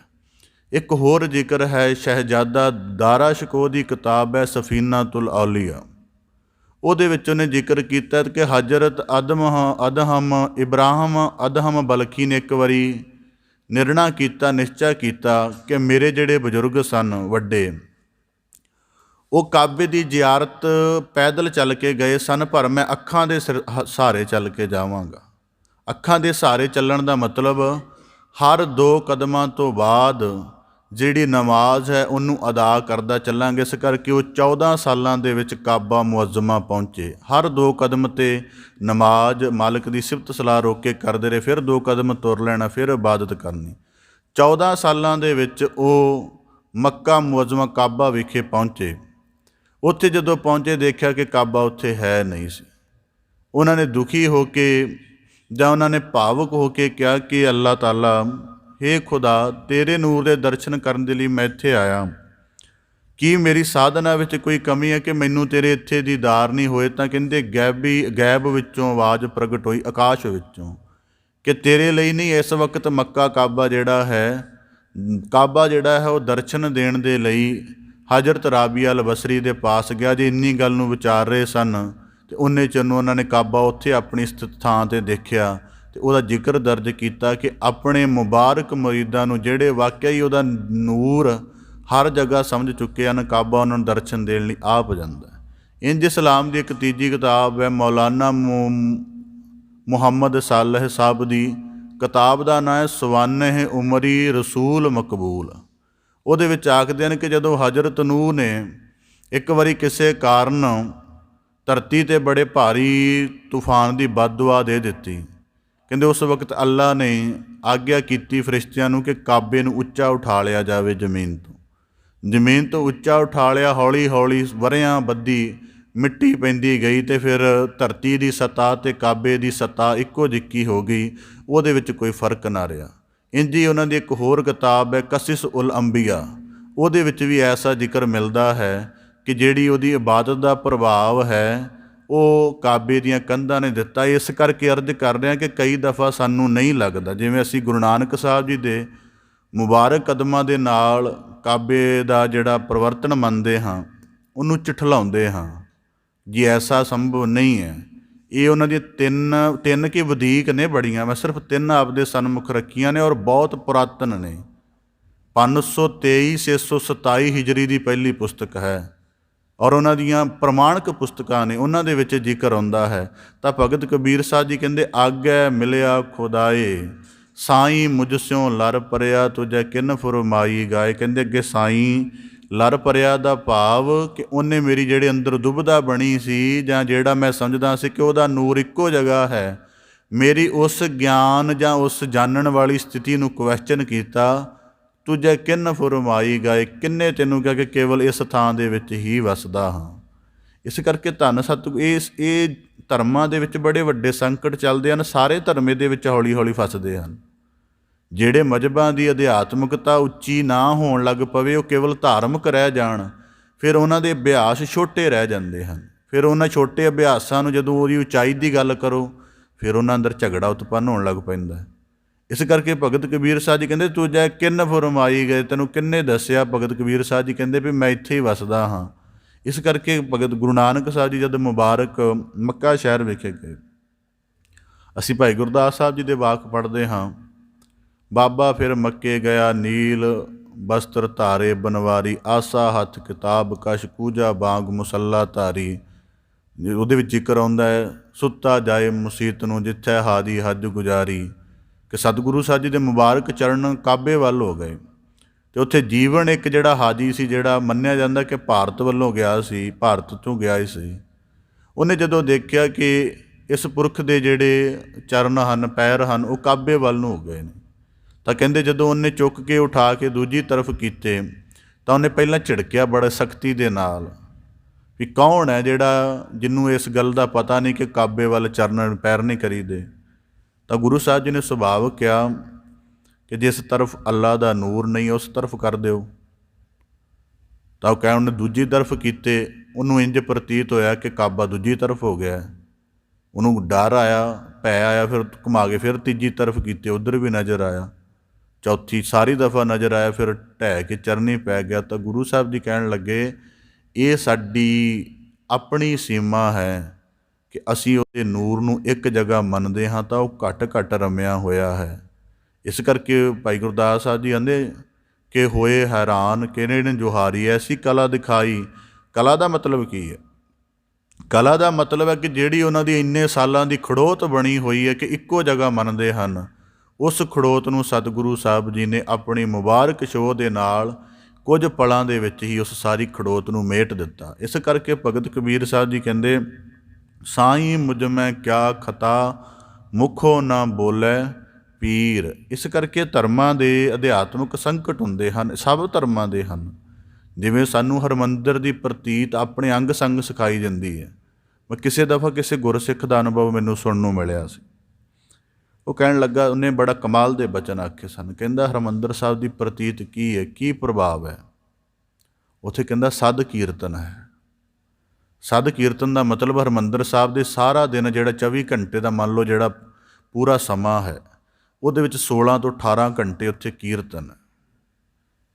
ਕੀਰਤਨ ਦਾ ਮਤਲਬ ਕਹਿੰਦਾ ਜਦੋਂ ਸਾਡੀ ਦੇਹ ਹੈ, ਇਸ ਦੇਹ ਦੇ ਵਿੱਚ ਪਵਨ ਦਾ ਵਾਜਾ ਵਜਾਇਆ ਹੈ ਅਤੇ ਸ਼ਬਦ ਅੱਖਰ ਦਾ ਗਿਆਨ ਦਿੱਤਾ ਹੈ। ਜਦੋਂ ਵਾਜਾ ਪਵਨ ਦੇ ਵਿੱਚ ਸ਼ਬਦ ਅੱਖਰ ਦਾ ਗਿਆਨ ਪਾ ਕੇ ਉਹਦੀ ਸਿਫਤ ਸਲਾਹ ਨੂੰ ਸਦੀਵੀ ਚਲਾ ਲੈਂਦੇ ਹਾਂ ਅਤੇ ਸਾਡੇ ਵੇਲੇ ਹਰ ਸਾਡੇ ਅੰਦਰ ਮਸਤਕ ਦੇ ਵਿੱਚ ਪ੍ਰਭੂ ਦੀ ਕੀਰਤੀ ਦੀ ਹਰ ਵੇਲੇ ਧੁਨ ਚੱਲਦੀ ਰਹਿੰਦੀ ਹੈ ਅਤੇ ਸਰੀਰ ਹਰਮੰਦਰ ਰੂਪ ਦੇ ਵਿੱਚ ਨਿਰਮਿਤ ਹੋ ਜਾਂਦਾ ਹੈ। ਇਸ ਕਰਕੇ ਭਗਤ ਕਬੀਰ ਸਾਹਿਬ ਜੀ ਕਹਿੰਦੇ ਸਾਈਂ ਮੁਝ ਮੈਂ ਕਿਆ ਖਤਾ ਮੁਖੋ ਨਾ ਬੋਲੇ ਪੀਰ। ਇਸ ਕਰਕੇ ਦੁਨੀਆ ਧਾਰਮਿਕ ਹੋਣਾ ਚਾਹੁੰਦੀ, ਅਧਿਆਤਮਿਕ ਨਹੀਂ ਹੋਣਾ ਚਾਹੁੰਦੀ। ਧਾਰਮਿਕ ਹੋਣਾ ਸੌਖਾ ਹੈ। ਹੁਣ ਕਿਸੇ ਲਈ ਕਾਬੇ ਦੀ ਜ਼ਿਆਰਤ ਕਰਨੀ, ਜਿਵੇਂ ਹੁਣ ਇਸ ਗੱਲ ਦਾ ਆਪ ਜੀ ਨੂੰ ਜ਼ਿਕਰ ਸ਼ਾਇਦ ਖਿਆਲ ਹੋਵੇ ਕਿ ਜਿਹੜਾ ਕਾਬੇ ਦੀ ਹੱਜ ਕਰਨ ਜਾਣਾ ਬੜਾ ਖਰਚ ਆਉਂਦਾ ਹੈ। ਪਰ ਹੈਰਾਨਗੀ ਦੀ ਗੱਲ ਹੈ ਕਿ ਮੁਸਲਮਾਨ ਲੋਕ ਜਿਹੜਾ ਕਰਜ਼ਾ ਚੁੱਕ ਕੇ ਵੀ ਹੱਜ ਜਾਂਦੇ ਨੇ। ਵੈਸੇ ਤਾਂ ਉਹਨਾਂ ਨੇ ਆਪਣੇ ਪ੍ਰਬੰਧ ਬੜੇ ਚੰਗੇ ਬਣਾਏ ਨੇ। ਉਹਨਾਂ ਦੇ ਵਿੱਚ ਇੱਕ ਗੱਲ ਚੰਗੀ ਹੈ ਕਿ ਜੇ ਗਵਾਂਢੀ ਨੂੰ ਪਤਾ ਲੱਗ ਜਾਏ ਨਾ ਕਿ ਮੇਰਾ ਗਵਾਂਢੀ ਗਰੀਬ ਹੈ ਪਰ ਕਾਬੇ ਜਾਣਾ ਚਾਹੁੰਦਾ ਹੱਜ ਕਰਨ, ਤਾਂ ਉਹਦਾ ਅਮੀਰ ਗਵਾਂਢੀ ਉਹਦੀ ਮਦਦ ਕਰਦਾ। ਇਹ ਜ਼ਰੂਰ ਹੈ ਇਸਲਾਮ ਵਾਲਿਆਂ ਦੇ ਵਿੱਚ। ਇਸ ਕਰਕੇ ਜਿਹੜੇ ਇੰਨੀ ਗਿਣਤੀ ਵਿੱਚ ਮੁਸਲਮਾਨ ਜਾਂਦੇ ਨੇ ਉਹ ਸਾਰੇ ਅਮੀਰ ਥੋੜ੍ਹਾ ਨੇ, ਉਹ ਤਾਂ ਗਰੀਬ ਵੀ ਬੜੇ ਨੇ। ਪਰ ਜਿਹੜਾ ਅਮੀਰ ਵਰਗ ਦਾ ਮੁਸਲਮਾਨ ਹੈ ਉਹ ਦੂਜਿਆਂ ਦੀ ਮਦਦ ਜ਼ਰੂਰ ਕਰਦਾ ਤਾਂ ਕਿ ਇਹ ਜੋ ਵੀ ਇਹਨਾਂ ਦਾ ਧਾਰਮਿਕ ਵਿਸ਼ਵਾਸ ਹੈ ਉਹਨੂੰ ਪੂਰਾ ਕਰ ਸਕਣ। ਇਹ ਖੂਬਸੂਰਤੀ ਹੈ ਉਹਨਾਂ ਦੇ ਵਿੱਚ, ਇਹ ਸਾਡੇ 'ਚ ਨਹੀਂ ਹੈ। ਅਸੀਂ ਨਿਸ਼ੇਧ ਵੀ ਕਰਦੇ ਹਾਂ, ਨਾ ਅਸੀਂ ਬੰਦੇ ਨੂੰ ਅਧਿਆਤਮਿਕਤਾ ਸਿਖਾ ਸਕਦੇ ਹਾਂ। ਜੇ ਉਹਦਾ ਨਿਸ਼ੇਧ ਇਤਰਾਜ਼ ਵੀ ਕਰਨਾ, ਇਤਰਾਜ਼ ਕਰਨ ਦੀ ਕੋਈ ਪੱਕੀ ਦਲੀਲ ਵੀ ਸਾਡੇ ਕੋਲ ਨਹੀਂ ਹੁੰਦੀ। ਇਸ ਕਰਕੇ ਭਗਤ ਕਬੀਰ ਸਾਹਿਬ ਜੀ ਕਹਿੰਦੇ ਸਾਈਂ ਮੁਝ ਮੈਂ ਕਿਆ ਖਤਾ ਮੁਖੋ ਨ, ਇਸ ਕਰਕੇ ਆਖਦੇ ਸਾਈਂ ਮੁਝ ਸਿਉ ਲਰ ਪਰਿਆ ਤੁਜੈ ਕਿਨ ਫਰਮਾਈ ਗਾਏ। ਇਹਦਾ ਭਾਵ ਇਹ ਹੈ ਕਿ ਜਦੋਂ ਮਨੁੱਖ, ਤਾਂ ਕਰਕੇ ਜਾਪ ਸਾਹਿਬ ਦੀ ਬਾਣੀ 'ਚ ਵੀ ਵਾਕ ਆਉਂਦਾ ਹੈ, ਜੱਤਰ ਤੱਤਰ ਦਿਸਾ ਵਿਸਾ ਹੋਏ ਫੈਲਿਓ ਅਨੁਰਾਗ। ਹੁਣ ਅਸੀਂ ਅੱਜ ਕੱਲ੍ਹ ਬਸੰਤ ਰਾਗ ਦਾ ਗਾਇਨ ਚੱਲ ਰਿਹਾ, ਤਾਂ ਭਗਤ ਕਬੀਰ ਸਾਹਿਬ ਜੀ ਦੇ ਅਧਿਆਤਮਿਕ ਗੁਰੂ ਮੰਨੇ ਜਾਂਦੇ ਹਨ ਭਗਤ ਰਾਮਾਨੰਦ ਜੀ। ਉਹਨਾਂ ਦਾ ਬਸੰਤ ਰਾਗ ਦੇ ਅੰਦਰ ਸ਼ਬਦ ਹੈ ਜੋ ਇਸ ਅਨੁਭਵ ਦੀ ਬਿਆਨਗੀ ਕਰਦਾ ਹੈ ਕਿ ਜਦੋਂ ਕਿਸੇ ਨੂੰ ਮਾਲਕ ਦਾ ਜ਼ਹੂਰ ਪ੍ਰਾਪਤ ਹੋ ਜਾਵੇ ਤੇ ਉਹਦੇ ਨੇੜੇ ਮਾਲਕ ਅੰਗ ਸੰਗ ਵਸਦਾ ਹੈ। ਵਾਕ ਹਨ ਕਤ ਜਾਈਐ ਰੇ ਘਰ ਲਾਗੋ ਰੰਗ, ਮੇਰਾ ਚਿੱਤ ਨਾ ਚਲੈ ਮਨ ਭਇਓ ਪੰਗ। ਭਾਵ ਕਿ ਹੁਣ ਜਾਣ ਦਾ ਕੋਈ ਕਾਰਨ ਹੀ ਬਾਕੀ ਨਹੀਂ ਬਚਿਆ, ਜਾਣ ਦਾ ਕੋਈ ਕਿਸੇ ਤਰ੍ਹਾਂ ਦਾ ਕੋਈ ਭਾਵ ਹੀ ਨਹੀਂ ਬਾਕੀ ਬਚਿਆ ਕਿ ਜਿੰਨੀ ਸੰਪੂਰਨਤਾ ਚਾਹੀਦੀ ਸੀ, ਜਿੰਨਾ ਸੰਪੂਰਨ ਜਾਂ ਭਗਤੀ ਦੇ ਖੇੜੇ ਵਾਲਾ ਜੀਵਨ ਉਸ ਜਗ੍ਹਾ ਜਾ ਕੇ ਮਿਲਣਾ ਹੈ, ਧਰਮ ਮੰਦਰਾਂ ਦੇ ਉੱਪਰ ਜਾ ਕੇ, ਤੀਰਥਾਂ ਦੇ ਉੱਪਰ ਜਾ ਕੇ, ਕਹਿੰਦੇ ਉਹ ਸਾਰਾ ਇੱਥੇ ਹੀ ਭਰਪੂਰ ਕਰ ਲਿਆ, ਕਿਉਂਕਿ ਆਤਮਿਕ ਸੋਝੀ ਆ ਗਈ ਹੈ। ਇਸ ਕਰਕੇ ਦੁਨੀਆ ਧਾਰਮਿਕ ਹੋਣਾ ਚਾਹੁੰਦੀ ਹੈ, ਧਾਰਮਿਕ ਹੋਣਾ ਸੌਖਾ ਹੈ। ਹੁਣ ਉਦਾਹਰਨ ਦੇ ਤੌਰ 'ਤੇ ਕੁਝ ਘੰਟੇ ਕੀਰਤਨ ਸ਼ਰਵਣ ਕਰਨਾ ਇਹ ਧਾਰਮਿਕ ਕਰਮ ਹੋ ਸਕਦਾ, ਇਹ ਸੌਖਾ ਵੀ ਹੈ। ਜ਼ਿੰਦਗੀ ਭਰ ਕੀਰਤਨ ਦਾ ਰੂਪ ਹੋ ਜਾਣਾ ਇਹ ਜ਼ਿਆਦਾ ਔਖਾ ਹੈ। ਇਹ ਅਧਿਆਤਮਿਕ ਜੀਵਨ ਹੈ। ਦੁਨੀਆ ਧਾਰਮਿਕ ਜੀਵਨ ਦੀ ਚੋਣ ਕਰਦੀ, ਅਧਿਆਤਮਿਕ ਜੀਵਨ ਦੀ ਚੋਣ ਨਹੀਂ ਕਰਦੀ। ਜਿਵੇਂ ਬਾਣੀ ਦੇ ਪੜ੍ਹਨ ਦਾ ਧਾਰਮਿਕ ਕਰਮ ਹਰੇਕ ਕਰ ਲਏਗਾ, ਜਦੋਂ ਬਾਣੀ ਦੀ ਵਿਚਾਰ ਦੇ ਅਨੁਭਵ ਨੂੰ ਮਾਣ ਕੇ ਉਹਦੇ ਨਾਲ ਜੀਵਨ ਇਕਸੁਰ ਕਰਨਾ ਹੈ, ਉਹ ਬੜਾ ਔਖਾ ਹੁੰਦਾ ਹੈ। ਇਸ ਕਰਕੇ ਦੁਨੀਆ ਦੇ ਵਿੱਚ ਧਾਰਮਿਕ ਲੋਕਾਂ ਦੀ ਭਰਮਾਰ ਹੈ ਅਤੇ ਜਿਹੜੇ ਅਧਿਆਤਮਿਕ ਲੋਕਾਂ ਨੂੰ ਬਹੁਤ ਘੱਟ ਗਏ ਨੇ, ਅਤੇ ਧਾਰਮਿਕ ਲੋਕਾਂ ਕਰਕੇ ਪਖੰਡ ਅਤੇ ਝਗੜਾ ਹੈ, ਅਧਿਆਤਮਿਕ ਲੋਕਾਂ ਕਰਕੇ ਨਹੀਂ। ਇਸ ਕਰਕੇ ਧਾਰਮਿਕ ਲੋਕਾਂ ਦੀ ਗੱਲ ਦੇਖ ਲਓ ਕਿ ਜਿਵੇਂ ਧਾਰਮਿਕ ਲੋਕ ਹਨ ਉਹ ਮੰਨਦੇ ਨੇ ਕਾਬੇ ਵਿੱਚ, ਉਹੀ ਧਾਰਮਿਕ ਲੋਕ ਨੇ ਹਿੰਦੂ ਮਤ ਦੇ, ਉਹ ਮੰਨਦੇ ਨੇ ਜੀ ਉਹ ਕੇਵਲ ਪੂਰਬ ਵਿੱਚ ਹੈ। ਉਹੀ ਧਾਰਮਿਕ ਲੋਕ ਹਨ ਜਿਹੜੇ ਇਸ ਜਗ੍ਹਾ ਮੰਨਦੇ ਹਨ, ਜਿਹੜੇ ਫਿਰ ਇਹ ਨਾਵਾਂ ਦਾ ਵੀ ਫਰਕ ਕਰਦੇ ਹਨ ਕਿ ਉਹਦੀ ਜ਼ੁਬਾਨ 'ਤੇ, ਜਿਵੇਂ ਅਸੀਂ ਜ਼ਿਕਰ ਕਰ ਰਹੇ ਹਾਂ ਨਾ ਅੱਲਾਹ ਤਾਲਾ, ਇੰਜ ਇਸਲਾਮ ਵਾਲੇ ਨਹੀਂ ਕਰਦੇ। ਉਹ ਹਿੰਦੂ ਨਾਵਾਂ ਦਾ ਨਾਂ, ਹਿੰਦੂਆਂ ਨੇ ਜਿਹੜੇ ਰੱਬ ਦੇ ਨਾਂ ਰੱਖੇ ਨੇ, ਜਾਂ ਸਿੱਖ ਮੱਤ ਨੇ ਜਿਹੜੇ ਰੱਬ ਦੇ ਨਾਂ ਕਹੇ ਨੇ, ਉਹ ਇਹਨੂੰ ਉਚਾਰਨਾ ਕੁਫਰ ਮੰਨਦੇ ਹਨ, ਗਲਤ ਮੰਨਦੇ ਹਨ। ਅਤੇ ਇਹ ਧਾਰਮਿਕ ਲੋਕਾਂ ਨੇ ਬਣਾਏ। ਅਧਿਆਤਮਿਕ ਬੰਦੇ ਲਈ ਸਾਰੇ ਨਾਂ ਸਾਂਝੇ ਹੁੰਦੇ ਹਨ। ਇਸ ਕਰਕੇ ਭਗਤ ਕਬੀਰ ਸਾਹਿਬ ਜੀ ਆਖਦੇ ਹਨ ਤੁਜੈ ਕਿਨ ਫੁਰਮਾਈ ਗਾਏ, ਕਿ ਆਪਣੇ ਜੀਵਨ ਦੇ ਅਨੁਭਵ ਦੇਖੋ ਕਿ ਉਹਦੇ ਅਨੇਕਾਂ ਨਾਮ ਹਨ, ਨਾਂ ਵੀ ਫਿਕਸ ਕਰਤੇ, ਉਹਦੀ ਜਗ੍ਹਾ ਵੀ ਫਿਕਸ ਕਰ ਦਿੱਤੀ, ਉਹਦਾ ਪ੍ਰਭਾਵ ਵੀ ਫਿਕਸ ਕਰ ਦਿੱਤਾ, ਉਹਨੂੰ ਮੰਨਣ ਵਾਲੇ ਵੀ ਫਿਕਸ ਕਰ ਦਿੱਤੇ। ਫਿਰ ਭਗਤ ਕਬੀਰ ਸਾਹਿਬ ਜੀ ਕਹਿੰਦੇ ਉਹਦੇ ਸਮੁੱਚੇ ਨੂਰ ਨੂੰ ਕੌਣ ਕੌਣ ਮਾਣੇ, ਖਲਕਤ ਤਾਂ ਸਾਰੀ ਉਹਦੀ ਹੈ। ਇਸ ਕਰਕੇ ਭਗਤ ਕਬੀਰ ਸਾਹਿਬ ਜੀ ਕਹਿੰਦੇ ਸਾਈਂ ਮੁਝ ਸਿਉ ਲਰ ਪਰਿਆ। ਲਰ ਪਰਿਆ ਦਾ ਭਾਵ ਸਮਝ ਆ ਗਈ, ਇਹ ਅਨੁਭਵ ਅੰਦਰ ਆ ਗਿਆ ਕਿ ਉਹ ਕਿਸੇ ਖਾਸ ਜਗ੍ਹਾ ਜਾਂ ਕਿਸੇ ਇੱਕ ਵਿਸ਼ੇਸ਼ ਜਗ੍ਹਾ ਨਹੀਂ, ਸਭ ਜਗ੍ਹਾ ਉਹਦਾ ਨੂਰ ਹੈ। ਪਰ ਉਹਦੇ ਵਿਆਪਕ ਨੂਰ ਨੂੰ ਬੁੱਝਣ ਦੇ ਲਈ ਬੜਾ ਉੱਚਾ ਸੁੱਚਾ ਜੀਵਨ ਚਾਹੀਦਾ। ਇਸ ਗੱਲ ਨੂੰ ਥੋੜ੍ਹਾ ਹੋਰ ਵੀ ਵਾਚਿਆ ਜਾ ਸਕਦਾ। ਅਸੀਂ ਆਪਣੇ ਆਪ ਨੂੰ ਜਾਣਨਾ ਹੋਵੇ ਕਿ ਅਸੀਂ ਅਧਿਆਤਮਿਕ ਜੀਵਨ ਜਿਉਣ ਵਾਲੇ ਹਾਂ ਕਿ ਜਾਂ ਧਾਰਮਿਕ ਤਲ ਦੇ ਹਲਕਾ ਜਿਹਾ ਜੀਵਨ ਜਿਉਣ ਵਾਲੇ ਹਾਂ। ਜੇ ਸਾਨੂੰ ਸਤਿਗੁਰੂ ਦਾ ਅਦਬ ਕੇਵਲ ਗੁਰੂ ਘਰ ਆ ਕੇ ਆਉਂਦਾ, ਅਤੇ ਇੱਥੇ ਆ ਕੇ ਸਾਡੇ ਪਾਪੀ ਹੋਣ ਦੀ, ਸਾਡੇ ਅਵਗੁਣੀ ਹੋਣ ਦੀ, ਜਾਂ ਸਾਡੇ ਨਿਕੰਮੇ ਹੋਣ ਦੀ ਜਿਹੜੀ ਸਾਰੀ ਕਿਰਿਆ ਜੇ ਇੱਥੇ ਆ ਕੇ ਰੁਕ ਜਾਂਦੀ ਹੈ, ਪਰ ਇਹਦੇ ਦੁਆਰ ਤੋਂ ਬਾਹਰ ਜਾਂਦਿਆਂ ਫਿਰ ਸ਼ੁਰੂ ਹੋ ਜਾਂਦੀ ਹੈ, ਸਮਝ ਲੈਣਾ ਬੜੀ ਅਸੀਂ ਹਲਕੇ ਕਿਸਮ ਦੇ ਧਾਰਮਿਕ ਹਾਂ।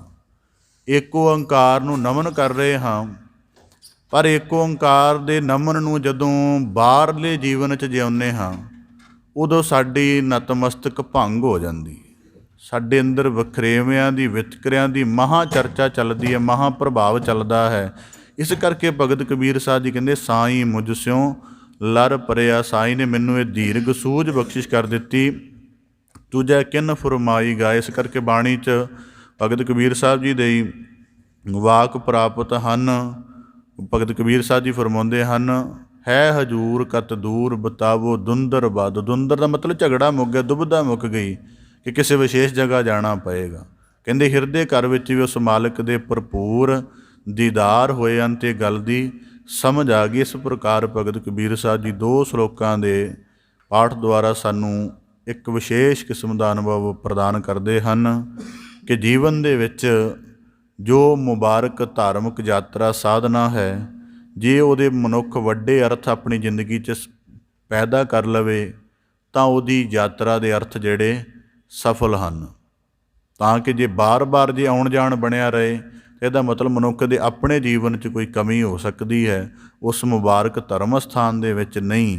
ਇਸ ਕਰਕੇ ਭਗਤ ਕਬੀਰ ਸਾਹਿਬ ਜੀ ਕਹਿੰਦੇ ਆਗੈ ਮਿਲਿਆ ਖੁਦਾਏ, ਕਿ ਹੌਲੀ ਹੌਲੀ ਅਨੁਭਵ ਦੇ ਵਿੱਚ ਵੀ ਇਹ ਗੱਲ ਸਮਝ ਆਉਂਦੀ ਹੈ।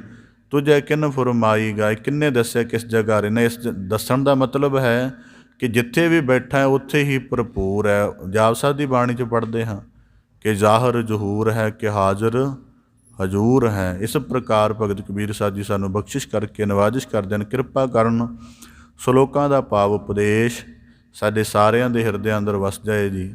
ਸਾਰਿਆਂ ਦਾ ਇੱਥੇ ਆਇਆ ਸਫਲਾ ਹੋਵੇ। ਆਪ ਜੀ ਦੇ ਸਨਮੁਖ ਸ਼ਲੋਕਾਂ ਦੀ ਲੜੀਵਾਰ ਵਿਚਾਰ ਰੱਖਦਿਆਂ ਹੋਈਆਂ ਬੇਅੰਤ ਭੁੱਲਾਂ ਦੀ ਖਿਮਾ ਜਾਚਨਾ ਜੀ। ਬੜੇ ਅਦਬ ਸਹਿਤ ਗੱਜ ਕੇ ਫਤਿਹ ਅਰਜ ਕਰੋ ਜੀ। ਵਾਹਿਗੁਰੂ ਜੀ ਕਾ ਖਾਲਸਾ, ਵਾਹਿਗੁਰੂ ਜੀ ਕੀ ਫਤਿਹ।